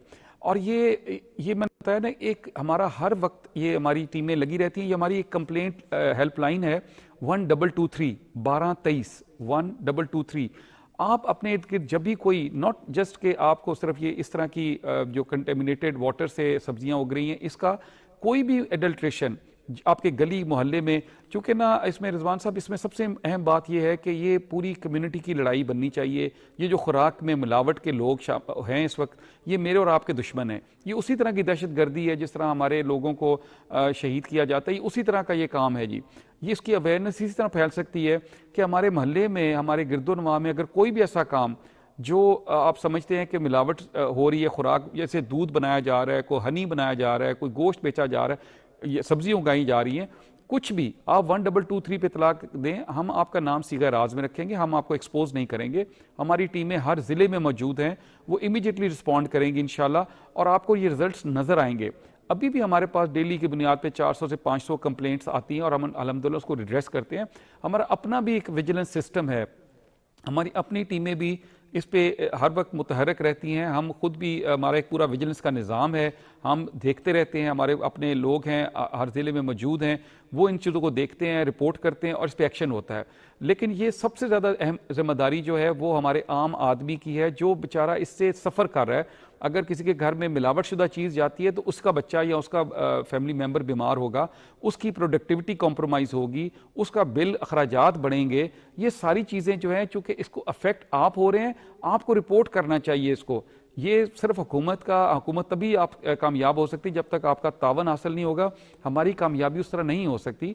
ये 12 करोड़ आबादी का सूबा है माशाल्लाह, और इसमें लोग जो हैं अब चूँकि हमारे मैंने जैसे अर्ज़ किया था अर्बनाइजेशन बहुत बढ़ गई है, अब लोगों को इस चीज़ों का ज़्यादा से ज़्यादा, क्योंकि डिमांड सप्लाई का मसला होता है, डिमांड ज़्यादा है सप्लाई कम है, और ये जो माफिया है ये इसी चीज़ को एक्सप्लॉइट करता है और जो गैप है उसको फिल इन करता है मिलावटशुदा चीज़ों से। और ये जितना गली मोहल्लों में लोग किराए के मकान लेके वहाँ पे ये चीज़ें बना रहे हैं, वहाँ पे ये मिलावटशुदा दूध और मिलावटशुदा दीगर मसाला जात और इस तरह की चीज़ें तैयार होती हैं, वो आपके गली मोहल्ले में ही होते हैं। इर्द गिर्द पे नजर रखें, आपको खुद पता होगा ड्रेन की, और हम देखते हैं कि सिर्फ ये फैसलाबाद और पाकिस्तान में अगर ड्रेन इश्यूज हैं, लेकिन एक इशू है अगर हम हडियारा ड्रेन की बात करें जिसमें कंटेमिनेटेड और इसके साथ साथ आलूदा पानी इतनी बड़ी मिकदार में छोड़ा जाता है, वो तो क्रॉस बॉर्डर एक मामला भी चल रहा है। लेकिन पंजाब फूड अथॉरिटी उस पानी से फसलों की अफजाइश, सब्जियों का उगाया जाना, इस हवाले से क्या इकदाम कर रही है? क्योंकि बहुत बड़ा वास्ट लैंड है जहां पर ये जो सब्जियां उगाई जा रही हैं, फसलें तैयार की जा रही हैं।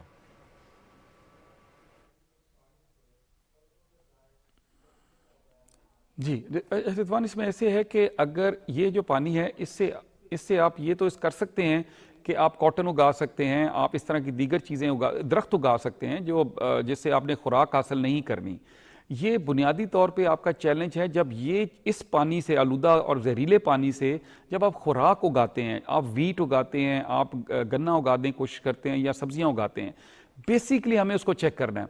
ये जितने ड्रेन्स बने थे, ये ड्रेन्स तो जाहिर है ये बल्कि कई तो 2-3 सदियों पुराने भी हैं, 150 साल पुराना भी है ये अभी आप जिसका ड्रेन का जिक्र किया, और ये इंटरनेशनल ड्रेन है। आपने बिल्कुल दुरुस्त फरमाया कि एक हमारे हमसाय मुल्क से ही वो पाकिस्तान में दाखिल होता है। लेकिन बात यह है कि इस ड्रेन को यूज़ कर सकते हैं आप, पानी इसका इस्तेमाल कर सकते हैं आफ्टर ट्रीटिंग इट, और उसके या अगर आप इसको ट्रीट नहीं करना चाहते, ज़ाहिर उसकी कॉस्ट है, तो आप जंगल उगा सकते हैं इन पानियों से, जिससे दरख्त पैदा हो सकते हैं। लेकिन खुराक में हम इजाज़त नहीं दे सकते किसी को भी, कि जाहिर है इसके लिए वो कीमत अदा करनी पड़ेगी फिर पूरी कौम को, हमारी इकॉनमी को, जब ज़्यादा से ज़्यादा हमारे बच्चे या हम लोग बीमार होंगे इस आलूदा खुराक को खाने से। जी सही, बहुत शुक्रिया जहांगीर अनवर साहब, आपने हमें आगाह किया। इससे तो हम जहांगीर साहब जानना तो हम ये भी चाहते हैं इसमें कि चूँकि पंजाब फूड अथॉरिटी और जो खुराक है वो उगाई जा रही है, तैयार की जा रही है, पंजाब फूड अथॉरिटी उसकी रिस्पॉन्सिबल है, लेकिन ड्रेनेज के लिए या फिर पानी को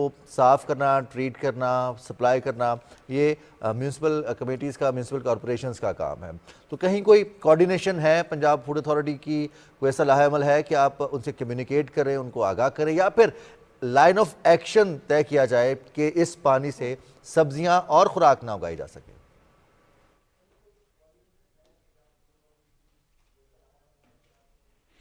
जी रिजवान, आपने बिल्कुल ठीक कहा, हमारी कोऑर्डिनेशन बिल्कुल है, इंटर डिपार्टमेंटल कोऑर्डिनेशन होती है, हमारी मीटिंग्स होती हैं। जैसे हमारी टीमें, मैं अभी एक और भी जिक्र करता चलूँ, जैसे लाइफ स्टॉक डिपार्टमेंट साथ हम बड़ा क्लोजली काम कर रहे हैं, उनके जो स्लॉटर हाउसेज हैं उनकी इंप्रूवमेंट के लिए काम कर रहे हैं, जो दूध में मिलावट के हवाले से काम कर। इसी तरह ये पब्लिक हेल्थ इंजीनियरिंग डिपार्टमेंट है हुकूमत पंजाब का। इसी तरह जैसे म्यूनसिपैलिटीज़ की बात की आपने, लोकल गवर्नमेंट डिपार्टमेंट है, हम बिल्कुल उनके साथ टेकअप किए हुए हैं, हम उनके साथ इकट्ठे काम करते हैं, हमारे उनके साथ पूरी कोऑर्डिनेशन है, और ये उनको आगाही भी है, क्योंकि मैंने जैसे अर्ज़ किया कि जब तक हम वहाँ इन्वेस्ट नहीं करेंगे, अपनी वेस्ट वाटर ट्रीटमेंट प्लांट्स नहीं लगाएंगे, तो ये मसला हम सब लोगों को रहेगा उस तरह। जी सही, राजा अनवर हमारे साथ मौजूद थे, बहुत शुक्रिया आपका। आपने हमें बताया कि क्या क्या चीज़ें हैं जिनको हमने मद्देनज़र रखना होता है, क्या क्या मुज़र असरात होते हैं जब भी हम किसी भी कंटेमिनेटेड वाटर से, यानी कि आलूदा पानी से, जहरीले पानी से फसलों की अफजाइश करते हैं। लेकिन उन्होंने एक बहुत इंपॉर्टेंट चीज़ बताई है जो कि हमारी स्क्रीन पर भी डिस्प्ले है, पंजाब फूड अथॉरिटी का कंप्लेनिंग जो नंबर है, आप उस नंबर पर कॉल कर सकते हैं, हमारी स्क्रीन पर आप देख सकते हैं, दैट इज़ 1223। यहाँ पे आप कंप्लेंट कर सकते हैं किसी भी ऐसी जगह की जहाँ पे आपको पता है कि यहाँ पे आलूदा पानी से, जहरीले पानी से फसलों की अफजाइश की जा रही है, फसलों को वो वाला पानी दिया जा रहा है जो कि सेहत के लिए अच्छा नहीं है। राजा जहांगीर अनवर साहब, आपका बहुत बहुत शुक्रिया, आप लाहौर स्टूडियो से हमारे साथ मौजूद रहे सूबे पाकिस्तान में। और ऐसे पानी से अगर फसलें उगाई जा रही हैं, बल्कि अगर आप खाना खाने जाते हैं कहीं और वहाँ पर आप किसी किस्म की मिलावट देखते हैं, आपको स्टैंडर्ड से बिलो प्रोडक्ट सर्व की जा रही हैं, तो आप उसकी भी शिकायत पंजाब फूड अथॉरिटी को कर सकते हैं। अगर कहीं पर हाइजीनिक एनवायरनमेंट नहीं है, किसी होटल का किचन साफ़ नहीं है, उनके बर्तन साफ़ नहीं है,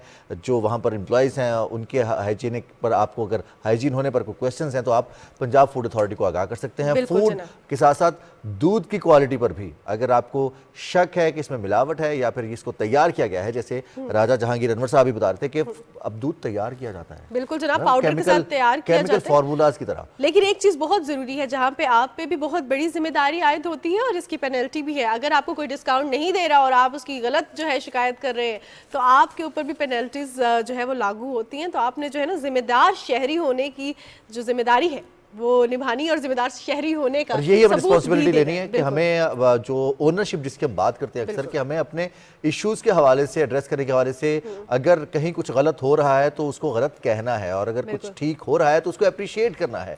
ऐसा नहीं है कि हम सिर्फ अपनी थोड़े से फ़ायदे के लिए, अपने ज़ाती मफाद के लिए हम बहुत सारी बातों को इग्नोर कर दें और ये कहने के जी चलता है, होता है, अगर कोई दूध में पानी मिला रहा है तो खैर है, चलता है। लेकिन अगर वही दूध अगर हम अपने बच्चों को पिलाना चाहें, अपने घर वालों को पिलाना चाहें, अपने बुजुर्गों को पिलाना चाहें तो हम कभी भी नहीं पिलाएंगे। लेकिन अगर वही दूध हमारा जानने वाला गवाला, हमारा वो शख्स अगर दूध किसी और को फराहम कर रहा है, बेच रहा है, तो हमें उसकी परवाह भी नहीं होती। तो ये परवाह हमें करना होगी और हमें इस हवाले से कुछ ना कुछ एक्शन भी लेना बिल्कुल जनाब। सो हम बात करते हैं ऑनरशिप के हवाले से। अगर हम ऑनरशिप के हवाले से बात करें तो हमें ऑन करना बहुत ज़्यादा ज़रूरी है अपने मुल्क के जो रिसोर्सेज हैं। और अगर हम तवानाई के हवाले से बात करें तो तवानाई के बारे में हम हमेशा ये कहते हैं कि तवानाई जो है वो ज़रा कम है पाकिस्तान में, लेकिन तवानाई की कमी के हवाले से बहुत से ऑल्टरनेटिव सोर्सेज हैं जिनसे तवानाई हासिल की जा रही है, एनर्जी हासिल की जा रही है, और वो है हवा, सूरज, पानी, कोयला, बायोमास वगैरह। और इसके अलावा जो है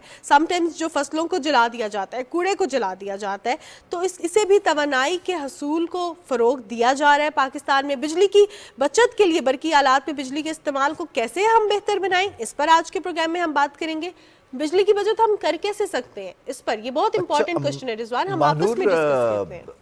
एनर्जी की भी इकसाम होती है ना, जैसे अभी आपने बताया कि मुतबादिल भी है और कुछ रिन्यूएबल भी है। एक एनर्जी होती है जो इंसान में भी एनर्जी होती है और वो एनर्जी बहुत ज़्यादा मैटर करती है। अपनी एनर्जीज़ को हम अगर बुरे कार लाएँ तो बहुत सारी एनर्जीज़ जिनकी हमें ज़रूरत है वो किसी हद तक हमारा इन्हिसार उस पर कम हो जाए। अब एनर्जीज़ की बात करें तो उसमें सुबह की वर्जिश भी है, टाइम टेबल को फॉलो करना भी है, अपनी रूटीन को बेहतर करना भी है, अच्छी खुराक भी शामिल है। तो ये सारी चीज़ें हमारी एनर्जी को डेवलप करती है। लेकिन जैसे महानूर ने कहा कि आज हमारा सेगमेंट है पाकिस्तान में तवानाई के हवाले से रिन्यूएबल और इसके साथ मुतबादिल जो ज़राए हैं। और जब हम इनसे बिजली हासिल कर तो लेते हैं, एनर्जी हासिल कर तो लेते हैं, तो जिस तरह हम बात करते हैं अपनी एनर्जी को बरूए कार लाएं, निकलते हुए रूम से आपने एसी बंद करना है, लाइट बंद करनी है, इसकी बचत किस तरह मुमकिन है, ज़राए कौन से हैं जिनसे हम मुतबादिल एनर्जी हासिल कर सकते हैं, इस पर हमारे साथ प्रोग्राम में बात करने के लिए एक्सपर्ट मौजूद हैं। और हमारे साथ प्रोग्राम में आज मौजूद हैं शाहजहां मिर्ज़ा जो कि MD private power infrastructure board है और वजारत तवानाई से इनका ताल्लुक है। आपको प्रोग्राम में खुशामदीद कहते हैं।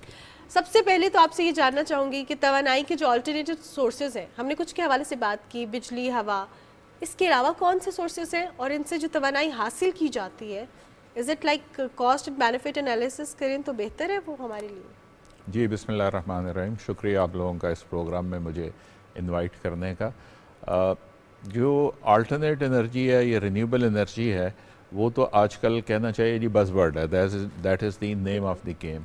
क्योंकि जो क्लाइमेट चेंजेस हो रही हैं और उससे जो डिज़ास्टर हो रहे हैं, जो हमने देखा भी लास्ट ईयर का जो फ्लड था पाकिस्तान में, कितनी तबाही हुई, तो इन सारी चीज़ों के नतीजे में इस वक्त जो पूरी दुनिया का फोकस है वो इसी चीज़ पे है कि रिन्यूएबल और अल्टरनेट एनर्जी जो है वो ज़्यादा से ज़्यादा लाई जाए, जो CO2 एमिशन है कम किया जाए, ग्रीन हाउस गैसेस के एमिशंस जो हैं वो कम किए जाएँ। तो इस सिलसिले में जो काम पाकिस्तान में हो रहा है, क्योंकि आज हम इस पोजीशन में खड़े हैं कि हमारे पास तकरीबन जो है वो 69% जो है वो थर्मल एनर्जी है, जिसमें हमारा आ जाता है ऑयल, आ जाता है गैस, आ जाती है कोल, आ जाता है न्यूक्लियर, आ जाता है, और सिर्फ 31% जो है वो हमारे पास सिर्फ एक रिन्यूएबल एनर्जी है, जिसमें हमारा पानी से बिजली बनाने का सिस्टम आ जाता है, हाइड्रो पावर आ जाता है, और जो है विंड और सोलर आ जाते हैं। एक तीसरी कैटेगरी भी है जो बगास है, कि ये जो जब गन्ने को क्रश करते हैं, शुगर बनती है, उससे जो बकाया बचता है, जिसको आमतौर पे हम पोक कहते हैं, बगास, उससे भी जो है वो बिजली बनाई जा सकती है। तो ये वो चीज़ें हैं, ये हमारा तकरीबन 31% है। अब चूँकि इस एनवायरनमेंट की वजह से और एमिशन की वजह से बहुत ज़्यादा ख़राबियाँ पैदा हो रही हैं, बहुत ज़्यादा डिज़ास्टर पैदा हो रहे हैं, टेम्परेचर बढ़ने से, ग्लोबल टेम्परेचर वार्मिंग जो है बढ़ने से, उससे बहुत ज़्यादा फ्लडिंग और जो ग्लेशियर्स की मेल्टिंग है उससे तबाही हो रही है। तो पूरी दुनिया की तरह हम भी जो है पाकिस्तान में भी ये कोशिश कर रहे हैं कि जितना हम मैक्सिमम अब रिन्यूएबल एनर्जी की तरफ जाएं। उसमें जो गवर्नमेंट ने टारगेट बनाया है, जो लास्ट ईयर पूरा प्लान बनाया गया है, उसमें यह है कि जो इस वक्त हम 31% पे हैं ये सारे रिन्यूएबल रिसोर्सेज मिला के, हम इसको 62% पे ले जाना चाह रहे हैं 2031 तक, नेक्स्ट अबाउट 8 ईयर्स में।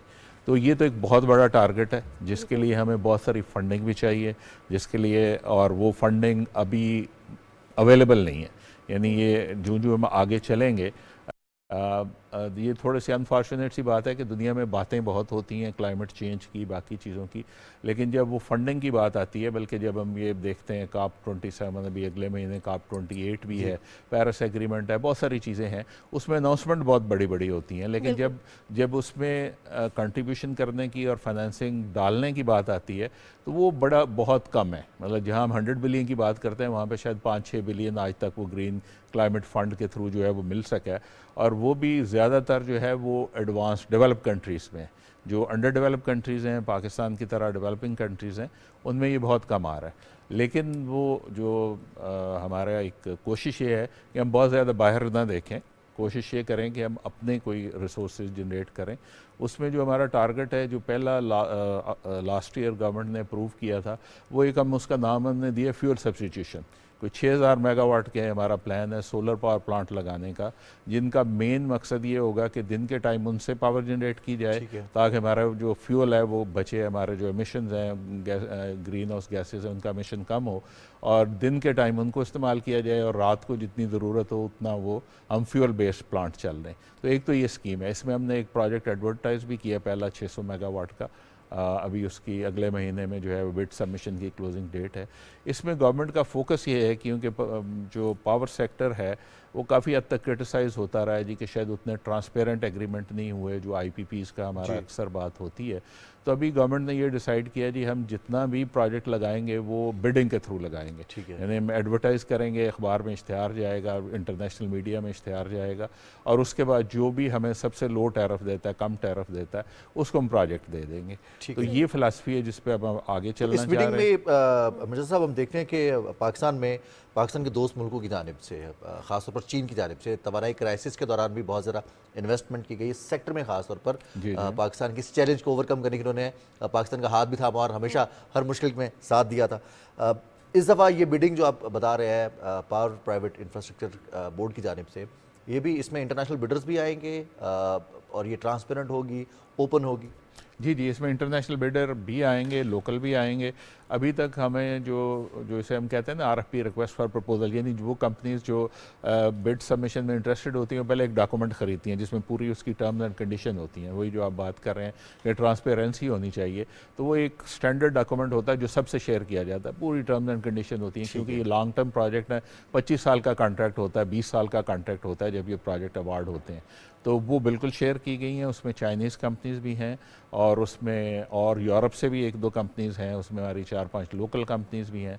तो इंटरेस्ट बहुत अच्छा है, लोग काम करना चाह रहे हैं रिन्यूएबल एनर्जी में। पाकिस्तान में इंटरेस्ट काफ़ी अच्छा है, और उसमें हम जो आपने चीन के रेफरेंस से बात की, उसमें CPEC जो है, चाइना पाकिस्तान इकनॉमिक कॉरिडोर, जिसमें मेन जो पावर साइड है वो PPIB के पास रही। हमने तकरीबन को 12,500 मेगावाट के प्रोजेक्ट इसमें किए हैं। उसमें लोकल कोल भी है, उसमें इंपोर्टेड कोल भी है, और उसमें जो है वो हाइड्रो भी हैं। अभी पिछले साल हमारा एक 720 मेगावाट का हाइड्रो पावर प्रोजेक्ट CPEC का जो है करोड़ के नाम से कमीशन हुआ है, जो कि आज़ाद कश्मीर में है। एक और हमारा प्रोजेक्ट जो है वो बन रहा है, वो 884 मेगावाट का है, और वो इसमें खैबर पख्तूनख्वा में है, सुकी किनारी के नाम से। तो ये वो सारी चीज़ें हैं। CPEC को भी कभी लोग बड़ा बगैर जो है समझे क्रिटिसाइज़ करते हैं, तनकीद करते हैं कि उसमें सिर्फ कोल के प्रोजेक्ट हुए हैं। ऐसा नहीं है। फ़र्क सिर्फ ये है कि जब हमने CPEC को शुरू किया उस वक्त हम, आपको पता है, 10, 12, 14 घंटे की लोड शेडिंग फेस कर रहे थे। इस्लामाबाद में 10-12 घंटे की लोड शेडिंग हो रही थी, बाकी छोटे शहरों में तो बहुत ही बुरा हाल था, 18 घंटे की लोड शेडिंग। तो उस वक्त हमें कुछ ऐसे प्लांट चाहिए थे जो जल्दी से जल्दी जो है ना वो आ जाएँ। तो वो प्लांट हो गए 2017 में पहला प्लांट आया कोल का, फिर 18, 19, 20 वो हो गए। अब जो अगला स्टेप है, ये हमारे हाइड्रो प्रोजेक्ट भी उसी वक्त शुरू हुए थे। हमारे पास पाइपलाइन में काफ़ी सारे हाइड्रो प्रोजेक्ट हैं जो कि चाइना पाकिस्तान इकनॉमिक कॉरिडोर के अंडर होने हैं। उसमें ये एक मैंने बताया, ये अगले साल इंशाल्लाह कंप्लीट हो जाएगा। सोलर पार्क्स भी उसमें शामिल हैं। जी, सोलर पार्क भी एक जो लगा है, उसमें एक 600 मेगावाट का सोलर पार्क अभी अंडर प्रोसेस है। जो लाहौर में कायदे-आज़म सोलर में 400 मेगावाट लगा है वो भी है। उसमें 3 विंड के प्रोजेक्ट भी लगे हैं। तो वो सीपैक जो है ना, वो कम्बिनेशन मिक्स है। अल्लाह ये लोगों की ये इंप्रेशन है कि शायद उसमें सिर्फ थर्मल प्रोजेक्ट हो रहे हैं या कोल प्रोजेक्ट हो रहे हैं। तो चाइना भी उतना ही कंसर्न है, बल्कि अब तो आपको पता होगा 1-1.5 साल पहले चाइना के जो प्रेसिडेंट शी हैं उन्होंने अनाउंस किया कि हम चाइना से बाहर कोई कोल का प्रोजेक्ट करेंगे ही नहीं। तो उन्होंने भी बंद कमिटमेंट थी उनकी एक्चुअली, जो पेरिस एग्रीमेंट हम कहते हैं या फिर COP27, तो उसमें COP26 में उन्होंने जो अनाउंस किया था कि चीन ये किरदार अदा करेगा। सही। अच्छा, अगर हम इस तरह के सोर्सेज के हवाले से बात करते हैं, पाकिस्तान में बन तो रहा है with the collaboration of different countries. China के भी, जिस तरह हमने बात की, सीपैक के अंदर भी हाइड्रो हो रहा है, सोलर हो रहा है और विंड के भी प्रोजेक्ट्स हैं।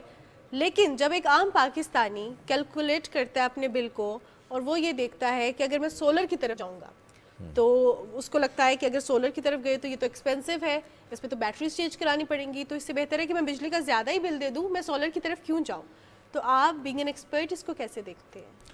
इसमें जी दो तीन चीज़ें अवेलेबल हैं। सोलर में भी आपको अगर पता हो, चंद साल पहले एक नेट मीटरिंग का एक इनिशिएटिव एक शुरू हुआ था, जिसमें हमारे इंस्टीट्यूशन ने कोई सर्टिफिकेशन की रेगुलेशन बनाई है। हम उनको जो इंस्टॉलर हैं उनको सर्टिफाई करते हैं ताकि क्वालिटी मेंटेन रहे, सर्विस अच्छी रहे, जो इक्विपमेंट लगे वो अच्छा रहे। तो उसमें हमारे पास अभी कोई 350 कंपनीज़ हैं जिनको हमने सर्टिफाई किया हुआ है। वो स्कीम ये है जी कि उसमें बैटरी में नहीं जाना पड़ता। बहुत सारे, अभी मेरा ख्याल है, अगर मुझे सही नंबर याद है, कोई 75,000 के करीब जो सिस्टम है वो कंज्यूमर इंस्टॉल कर चुके हैं। उसमें आपका सिस्टम ग्रिड से कनेक्टेड होता है। दिन में अगर आप बिजली इस्तेमाल नहीं कर रहे, एक्सेस बिजली है, तो वो ग्रिड को चली जाती है। शाम में आप ग्रिड से बिजली ले लेते हैं। और ये अब मेरा ख्याल है कोई, जैसे मैंने कहा, कोई 75,000 सिस्टम लग चुके हैं और 1200 मेगावाट ऐड हो चुका है। तो ये एक बहुत अच्छी स्कीम है। इसमें ये फ़ायदा होता है कि आपको, मतलब अगर मैं अपना जिक्र करूँ तो मैंने ये सिस्टम लगवाया कोई एंड ऑफ 2021 और एट द एंड ऑफ 2023 आज तक मेरा कोई बिल नहीं आया है। अच्छा, और अगर एक्स्ट्रा हो जाए तो आपको पैसे भी मिल जाते हैं। जी, ये भी होता है। तो बिकॉज उसमें फ़ायदा ये है जी कि आपको एक एडजस्टमेंट मिलती रहती है। दिन में आप ग्रिड को बिजली देते हैं, शाम में आप जो है वो ग्रिड से बिजली ले लेते हैं। तो एक वो जनरली बैलेंस हो जाता है। कुछ लोगों का आता भी ये बिल डिपेंड करता है। ये तो बिरसा साहब बार्टर सिस्टम हो गया कि आप, हाँ बिल्कुल। तो इसमें तो हमारे जो इंडस्ट्रीज़ हैं ये बड़ा करामत हो सकती हैं। इसके लिए बड़े बड़े कारखाने हैं, उनके पास स्पेस भी है, उनके पास रूफ भी है। अगर वो इस तरफ आए, उसके लिए यकीनी तौर पर PPIB ने कुछ ना कुछ प्लान किया होगा कि इंडस्ट्रीज़ को इस तरफ मूव करें। कुछ इंडस्ट्रीज़ हैं जिन्होंने अपने अपने ग्रिड स्टेशन भी हमारे जो पावर सेक्टर है उससे मिलकर वजारत तवानाई की मंजूरी से अपने अपने ग्रिड स्टेशन बनाए हुए हैं। तो इस हवाले से और प्लस PPIB को, जैसे आपने कहा कि एक फंडिंग का चैलेंज है, इसके अलावा तवानाई का ये शोबा ऐसा है वजारत तवानाई का कि मुख्तलिफ चैलेंजेस रहते हैं। और कौन कौन से अहम चैलेंजेस हैं बीइंग MD PPIB जो आपको फेस करने पड़ रहे हैं और उनकी जानिब फोकस है नियर फ्यूचर में उनको कंप्लीट करने के उन प्रोजेक्ट्स को? जी, पहला तो जो आपने पॉइंट कहा है बेसिकली इंडस्ट्री और कमर्शियल जो इदारे हैं वो बड़े लार्ज स्केल पे ये काम कर रहे हैं। अच्छा। क्योंकि हमारे पास ज़ाहिर है एक फेडरल गवर्नमेंट का सेटअप है, एक प्रोविंशियल गवर्नमेंट का सेटअप है। तो प्रोविंशियल गवर्नमेंट्स के लेवल पे ख़ास तौर से जो है पंजाब में और खैबर पख्तूनख्वा में बहुत ज़्यादा काम हुआ है, जिसमें उन्होंने स्कूलों की जो है वो सोलराइजेशन की है, स्कूल बिल्डिंग की है, मसाजिद की है, उन्होंने अपनी जो पब्लिक सेक्टर की बिल्डिंग है उसमें की है। इसी तरह से पंजाब में भी काफ़ी काम हुआ है।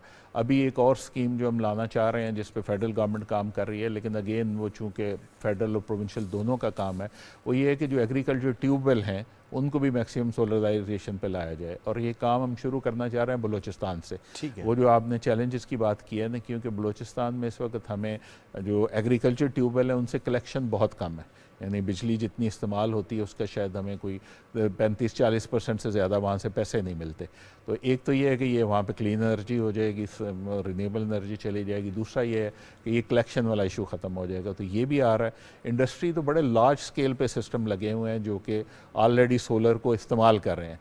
और खुशकिस्मती ये है, हम वैसे तो थोड़ा सा पाकिस्तान इसमें पीछे रह गया, हमने ये लेट शुरू किया, बहुत ज़्यादा काम नहीं कर पाए, लेकिन उसका एक अच्छा पहलू ये है कि आज जो है, कभी ये सोलर विंड के जो पावर जनरेशन थी ये लग्जरी समझी जाती थी कि ये बड़े डेवलप कंट्रीज़ के लिए, अमीर मुल्कों के लिए, लेकिन आज ये सबसे सस्ता जो है बिजली पैदा करने का रिसोर्स है। तो लेट होने से थोड़ा ये एडवांटेज है कि हम एक ऐसी फेज़ में जा रहे हैं जबकि ये सबसे सस्ता सोर्स है, वरना कभी ये 40-50 रुपये का यूनिट भी, सिर्फ 10-12 साल पीछे चले जाए ना, तो ये 40-30 रुपये 35 रुपये का यूनिट हुआ करता था, जो आज हमें 12-14 रुपये में जो है वो मिल जाता है। लेकिन हमारे पास ऑल्टरनेटिव सोर्सेज भी मौजूद हैं, तो हमें वो अडॉप्ट करने चाहिए। बहुत शुक्रिया मिर्ज़ा साहब आपके कीमती वक्त का, ख़ास तौर पर जो आपने सोलर के प्रोजेक्ट के हवाले से बात की। इट इज़ वेरी इंपॉर्टेंट और हम तमाम पाकिस्तानियों को ज़िम्मेदार शहरी की तरह इसकी तरफ आना चाहिए, क्योंकि एक तो हमारे बजट पे भी अच्छा है, ऊपर से हमारे क्लाइमेट के लिए भी बहुत ज़्यादा अच्छा है, भी अच्छा, माहौल भी अच्छा। बहुत शुक्रिया मिर्ज़ा साहब हमारे साथ मौजूद थे। और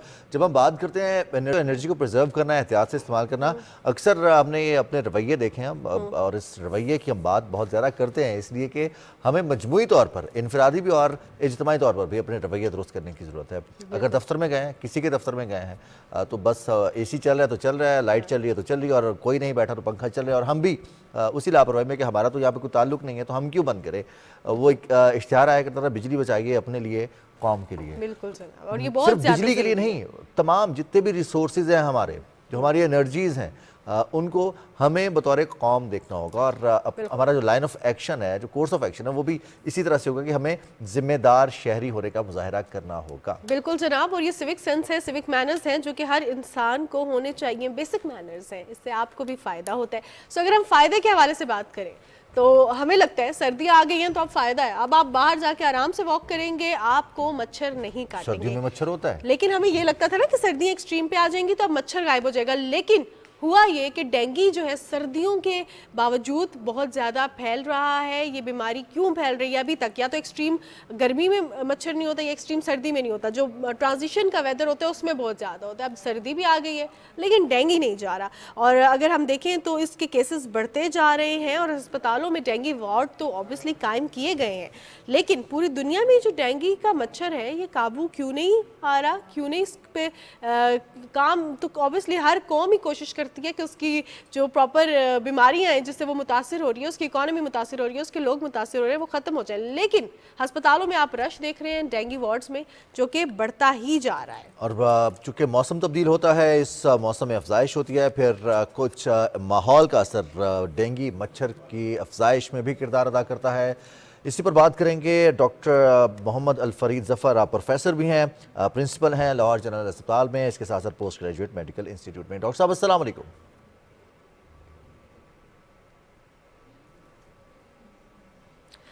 जी वालेकुम अस्सलाम।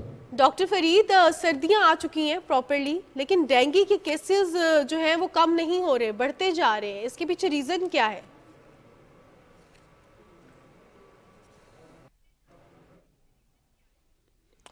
बिस्मिल्लाहिर्रहमानिर्रहीम। देखें जी, ये आपने खैर एक अच्छा क्वेश्चन किया। इसमें एक तो प्रॉब्लम ये है कि वेरिएशन ऑफ टेम्परेचर बहुत है। हमारा नाइट पे टेम्परेचर ड्रॉप कर जाता है, लेकिन डे टाइम पे टेम्परेचर फिर आपका 23-24 से ऊपर चला जाता है। तो जहाँ टेम्परेचर 22 और 27 के दरमियान चल रहा है वहाँ डेंगू थोड़ा थोड़ा चलता रहता है। और एक चीज़ हमें देखने की ज़रूरत है कि आफ्टर एवरी 3 ईयर्स एक स्पाइक आती है डेंगू की, और उसके लिए मेरे ख्याल है हमारी आवाम को भी इसमें ध्यान करना चाहिए, और हमें प्रॉपर ड्रेसिंग अप रखनी चाहिए। अपनी कवर्ड, हमारे शर्ट्स जो हैं वो कवर्ड होनी चाहिए, को मॉस्पल यूज़ करना चाहिए, स्प्रेज यूज़ करने चाहिए। और दूसरा एक चीज़ इंपॉर्टेंट है, जैसे आपने कोविड में देखा, डेंगू का भी जो स्ट्रेन है वो इसकी म्यूटेशन हो गई है, इसका पैटर्न डिफरेंट हो गया। ये जैसे पहले था कि जी ये सिर्फ मच्छर जो है ये मॉर्निंग टाइम में आएगा, फिर इवनिंग टाइम में आएगा, और ये इस तरीके से इन्फेक्ट कर सकता है। इसमें भी वेरिएशन आई है, और उस वेरिएशन का एक एस्पेक्ट तो अच्छा है कि जो इस दफ़ा डेंगू आया ये इतना वेरुलेंट नहीं था, जिसकी वजह से इतनी डेथ्स वगैरह नहीं हुई। एक तो हमारी पॉपुलेशन सेंसिटाइज भी थी, जैसे फीवर होता था और कोई सिम्टम नहीं थे तो इमीडिएटली डेंगू टेस्ट हो जाता था, और फिर डॉक्टर्स के पास रिपोर्ट भी करते थे। लेकिन उसके बावजूद डेंगू स्ट्रेन ये इतना वेरुलेंट नहीं है, इसकी वजह से इतनी बात नहीं हुई जो पहले आउटब्रेक आई थी तो डेंगू शुरू हुआ था।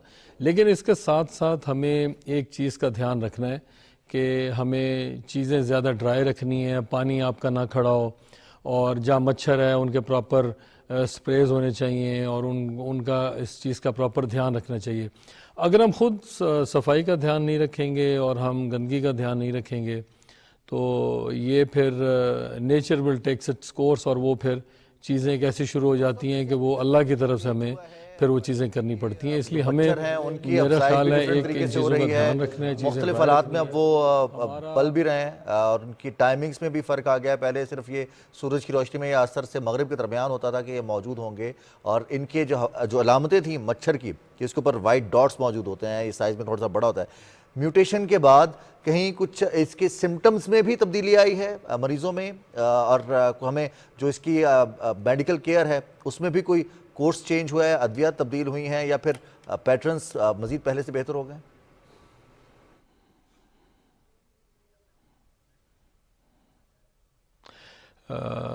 देखिए जी, इसमें कोई ख़ास तो डेंगू वायरस की कोई मेडिसिन पहले भी नहीं थी, और ज़्यादा हम जो ब्लड रिपोर्ट्स हैं और सिम्टम्स हैं और बाकी जो इसकी सिम्टोमेटिक प्रॉब्लम्स हैं उसी को हम फोकस करते थे।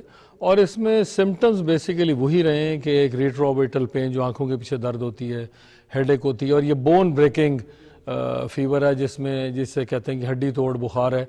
ऐसे सीवियर पेन्स होती हैं कि लगता है जैसे पूरे बॉडी में फ्रैक्चर्स हो रहे। और लेकिन इसमें जो ट्रीटमेंट एक एडवांस ट्रीटमेंट हो रहा था, जो कि क्योंकि इसकी विरुलेंस इतनी नहीं आई, जिसमें कि ये था कि dengue shock syndrome haemorrhagic fever होता था, और उसमें फिर पेट के अंदर और फेफड़ों में और मुख्तलिफ स्पेसेस में पानी इकट्ठा हो जाता था, कहीं ब्लीडिंग हो सकती थी। वो चीज़ें उस तरह से नहीं आई, इसलिए इतना एडवांस ट्रीटमेंट इस दफ़ा हमें नहीं करना पड़ा। और लेकिन इसमें यह कि अगर पेशेंट को डेंगू है और जो कि टेस्ट ज़्यादा जो स्पेसिफिक टेस्ट है वो NS1 है, जो कि 2-3 दिन के बाद पॉजिटिव हो जाता है, और फिर इसका IgG और IgM भी है। वो टेस्ट जब पॉजिटिव हो जाएं तो सबसे बेहतर जो इन्वेस्टिगेशंस हैं वो इसमें CBC होनी चाहिए और LFTs होनी चाहिए, रीनल पैरामीटर्स होने चाहिए उससे, क्योंकि इसमें लिवर भी इफ़ेक्ट होता है, तो उन चीज़ों को मद्देनज़र रखा जाता है। और अगर 10,000 से नीचे प्लेटलेट्स जाए तो फिर जनरली हम मेगा प्लेटलेट्स की तरफ जाते हैं, और या हीमोग्लोबिन बहुत फॉल हो रहा हो तो फिर फ्लैश ब्लड देते हैं। अगर कोएगुलोपैथी हो जिसमें सारे डी रेंज हो रहे हैं ब्लड पैरामीटर्स, तो फिर FFP, ये डिफरेंट कंपोनेंट्स हैं ब्लड के जो लगते हैं। और अगर प्लेटलेट बहुत ज़्यादा लो नहीं है तो फिर हम इनको डिफरेंट किस्म के ड्रिप्स देते हैं, जिसमें रिंगर है, जैक्स्टन है, जो फ्लूइड इसका बढ़ाते हैं। और बेसिकली फ़ीवर के लिए पैनाडोल लेनी पड़ती है, और अगर नौजिया हो रहा है या एपेटाइट ठीक नहीं है या लिवर इफ़ेक्ट हो रहा है तो उसके लिए कुछ मेडिसिन हैं, पैनाडोल लें, कोहेपामर्स लें, उनकी ड्रिप्स भी लगती हैं, वो इस चीज़ को इम्प्रूव करते हैं। लेकिन इसमें सबसे इम्पॉर्टेंट चीज़ ये है कि पेशेंट को अगर बुखार हुआ और उसको और सिर्फ हेडेक। जी डॉक्टर फरीद, अगर हम बात करें ट्रीटमेंट के हवाले से तो हमारी सोसाइटी में बहुत सी मिथ्स भी हैं। जैसे ही प्लेटलेट्स ड्रॉप होती हैं तो हम क्या करते हैं कि सेब का जूस पीते हैं, नींबू जो है उसका इस्तेमाल कर देते हैं, या कुछ ऐसे भी सोशल मीडिया पर खबरें वायरल हुई कि पपीते के पत्ते इस्तेमाल करें, उससे फिर लोगों को डाइजेशन के भी इशू स्टार्ट हुए। तो इस पर आप क्या कहना चाहेंगे? बेसिकली बॉडी को रिक्वायरमेंट किस चीज़ की होती है, क्या चीज़ इस्तेमाल करनी चाहिए? और एक और चीज़ भी आपसे जानना चाहूँगी कि अगर किसी पेशेंट को एक दफ़ा डेंगू हो जाए तो आगे, क्योंकि उसका इम्यून सिस्टम वीक हो जाता है, तो क्या आगे खतरा होता है कि अगले सीजन में भी उसको डेंगू हो जाएगा?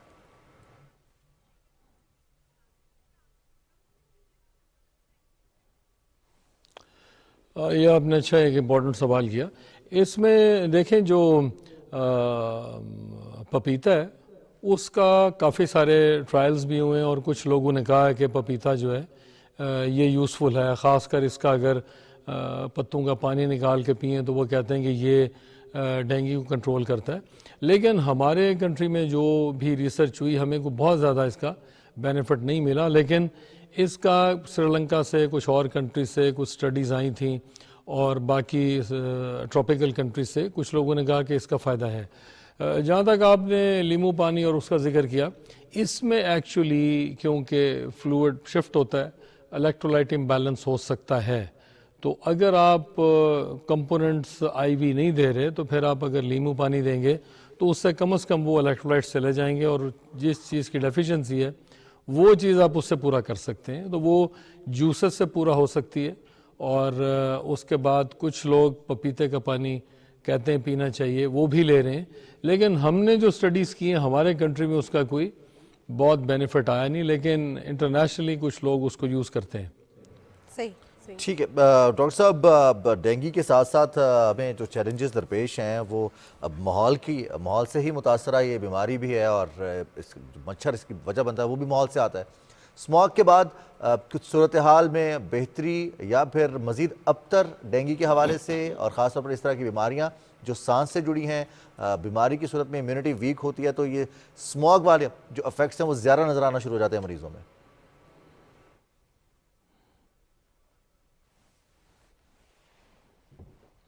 जी देखें, एक तो पहले मैडम ने क्वेश्चन किया कि इसमें अगर डेंगू एक दफ़ा हो जाए उसमें चांस है दोबारा होने का। मुझे खुद 3 दफ़ा डेंगू हो चुका है। मुझे सबसे पहले डेंगू 2010 में हुआ, और जब पाकिस्तान में डेंगू लोगों ने डिटेक्ट किया, मैं चौथा फ़र्द था जिसे डेंगू हुआ, और मैं 4 हफ्ते हॉस्पिटल दाखिल रहा। मुझे हाई ग्रेड फीवर था, मुख्तलिफ टेस्ट हो रहे थे, पता नहीं चलता था कि क्या है। तो एक दिन मैंने खुद अखबार में पढ़ा कि कराची में एक पेशेंट डायग्नोज हुआ, तो मैंने फिर कहा कि मेरा भी टेस्ट कराया जाए। तो लाहौर में उस पर टेस्ट नहीं था, और फिर वो NIH इस्लामाबाद भेजा गया और मैं डेंगू पॉजिटिव निकला। मुझे उसके बाद फिर 2011 में दोबारा डेंगू हुआ। मुझे लास्ट ईयर फिर तीसरी बार डेंगू हुआ। तो हमारा क्योंकि एक्सपोजर भी पेशेंट्स को बहुत ज़्यादा है, और नेचुरली हमारे पास 2-2, 250 पेशेंट डेंगू का दाखिल रहा है, और हमें जाके अपने स्पेशलिस्ट के साथ उनको देखना पड़ता है, रीश्योर कराना पड़ता है, ये देखना पड़ता है ट्रीटमेंट प्रॉपर हो रहा हो। इसलिए ये बार बार हो सकता है। दूसरी दफ़ा होगा तो कहा जाता है कि ज़्यादा विरुलेंट होता है और इसके इफ़ेक्ट्स ज़्यादा होते हैं। इस वजह से हमें इसका ध्यान रखना चाहिए और हमें ख़ुद भी एहतियात करनी चाहिए। हमारे एक्चुअली ये हो रहा है कि जिन लोगों को डेंगू हुआ वो घरों में, क्योंकि इस दफ़ा इतनी विरुलेंस नहीं आई, वो लोग घरों में ही रह रहे हैं और वो पूरी फैमिलीज़ के साथ रह रहे हैं, और फिर मच्छर का ध्यान नहीं कर रहे। वही मच्छर घर में काट के फिर दूसरे को काट लेता है। तो एक ठीक होता है तो फिर एक दूसरे को डेंगू हो जाता है, वो ठीक होता है तो तीसरे को डेंगू हो जाता है। वो एक ही घर में डेंगू चल रहा है, क्योंकि लोग विद इन हाउस नेट्स नहीं लगा रहे, वो मॉस्पेल यूज़ नहीं कर रहे, तो मच्छर तो फिर रहा है और उसका भी हम ज़्यादा एहतियात नहीं कर रहे। तो मच्छर काट के वहीं घर में दूसरे किसी बहन भाई को काटेगा, या फादर को हुआ किसी बच्चे को काट लिया, तो विद इन हाउस डेवलप हो रहा है। लेकिन इस दफ़ा एक चीज़ अच्छी है कि उसकी इतनी विरुलेंस नहीं रही और उस तरह से डेथ्स नहीं हो रही। जनरली पेशेंट्स रिकवर हो रहे हैं। कोई रैश निकल आता है, हेडेक बहुत चल रहा है, कोई पेट में दर्द आ जाता है, LFTs डिरेंज हो जाते हैं, आँखों के पीछे दर्द होता है, बोन्स में दर्द। लेकिन जनरली बहुत थोड़े पेशेंट हैं जो डेंगू हेमरेजिक फीवर में गए हैं, वो दे आर वेरी फ्यू। तो इस वजह से उस लिहाज से ठीक चल रहा है। सही। डॉक्टर और फरीद, स्मॉग में नेचुरली फिर आगे पॉल्यूशन हो जाती है, उस पे वज़ीर आला साहब ने अच्छे स्टेप्स लिए, जिसमें उन्होंने इसको, अब एक और प्लान हो रहा है जो कि आगे आर्टिफिशियल रेन भी प्लान की गई है, और वो मैं समझता हूँ बड़ा अच्छा एक और ज़रिया इसको कम करने का। और हमें ये भी देखना है कि ये हमारे नेबरिंग कंट्री से भी आ रही है, ये सिर्फ विद इन सिटी या हमारे कंट्री से डेवलप नहीं हो रही, ये एक मिक्सचर चल रहा है जो हमारे नेबरिंग कंट्री से भी आ रहा है, और फिर उसके बाद ऐसा प्रेशर डेवलप हो जाता है कि वो सारी हम सिर्फ अपने कंट्री को फोकस कर रहे हैं। नेचुरली हम दूसरे कंट्रीज़ का नहीं कर सकते, लेकिन बेसिकली एक क्रॉस बॉर्डर आती है जो कि हमारी चीज़ को रिवर्स कर देती है। तो हम लोग एक दूसरे को क्रिटिसाइज़ कर रहे हैं। हमें ये भी ज़हन में रखना है कि सिर्फ ये पाकिस्तान में क्रॉप्स को बर्न करने और ये गाड़ियों के धुएं से नहीं आ रहा, क्योंकि ये तो कंटिन्यूसली चल ही रहा है। ये बेसिकली क्रॉस बॉर्डर आता है और फिर प्रेशर ऐसा हो जाता है, वेदर चेंज, उसमें स्मॉग इकट्ठी हो जाती है। लेकिन इसकी हमें एहतियात करनी चाहिए, हमें प्रॉपर मास्क लगाने चाहिए, जिसका हमने एक कैंपेन भी की थी, और हम सारे आजकल मास्क लगा के फिर आँखों की प्रोटेक्शन करनी चाहिए, और कोशिश करनी की चाहिए कि जहाँ ज़्यादा स्मॉग है उस वक्त बाहर ना निकला जाए। ह्यूमिडिफायर अवेलेबल हैं, वो ऑफिसेज़ में, घरों में लगाए जाएँ, ताकि वो आपको इंडेक्स भी बताएगा कि ये कितनी बीच में से पॉल्यूशन निकल गई है और आपका इस वक्त एयर क्वालिटी इंडेक्स है वो क्या है। ये चीज़ें इंपॉर्टेंट है जिसको हमें ख़ुद भी घरों में देखना, हम सिर्फ गवर्नमेंट के ऊपर वो नहीं कर सकते क्योंकि ये क्रॉस बॉर्डर भी आ रहा है। तो लेकिन हमारे वज़ीर आला साहब ने इसके ऊपर अच्छे स्टेप्स लिए, तो अल्लाह करेगा इसको हम कंट्रोल कर जाएंगे इंशाल्लाह। बिल्कुल, बहुत शुक्रिया डॉक्टर फरीद, आपके कीमती वक्त का। आपने हमें डेंगू से बचाव के हवाले से बताया, इसके फैलाव के हवाले से बताया और ख़ास तौर पे जिनको एक दफ़ा हो गया है उनको क्या क्या एहतियाती तदाबीर इख्तियार करनी चाहिए फ्यूचर में। बहुत शुक्रिया। और स्मॉग के हवाले से भी डॉक्टर फरीद बात कर रहे थे और वो पैरामीटर्स हैं जो हमें ख़ुद से इख्तियार करने हैं। एक दफ़ा फिर डॉक्टर साहब ने भी वो तमाम बातें कहीं कि हमें ख़ुद से ख्याल करना है कि घर में पानी एक जगह जमा ना हो जहाँ पर इसकी अफजाइश होती है, इसका लार्वा बनता है। फिर माहौल का हमने ख्याल रखना है कि सफाई होगी तो वहाँ पर बीमारियाँ ऑटोमेटिकली कम होंगी। इसी तरह से स्मॉग के हवाले से भी मास्क पहने, जो एहतियाती तदाबीर आपको इख्तियार करने के लिए कहा गया है वो ज़रूर करें। हेलमेट पहनने के लिए अगर सख्ती की जाती है तो हमने देखा कोविड में भी मास्क पहनने के लिए भी सख्ती करना पड़ी थी। लेकिन रिजवान, जिस तरह आपने सफाई के हवाले से बात की, एक ही रीज़न है, सफाई आपकी हो, आपकी गाड़ी की हो, धुआं ना छोड़ रही हो, आप साफ़ सुथरे रहे, आपके लॉन साफ़ सुथरे रहे, पानी ना जमा हो, तो कोई भी बीमारी नहीं लगेगी, ना ही आप बीमार होंगे, ना आपका माहौल जो है मुतासर होगा। इसके साथ ही हमें इजाज़त दीजिए, हमारे प्रोग्राम का वक्त ख़त्म हो चुका है। अल्लाह हाफिज़।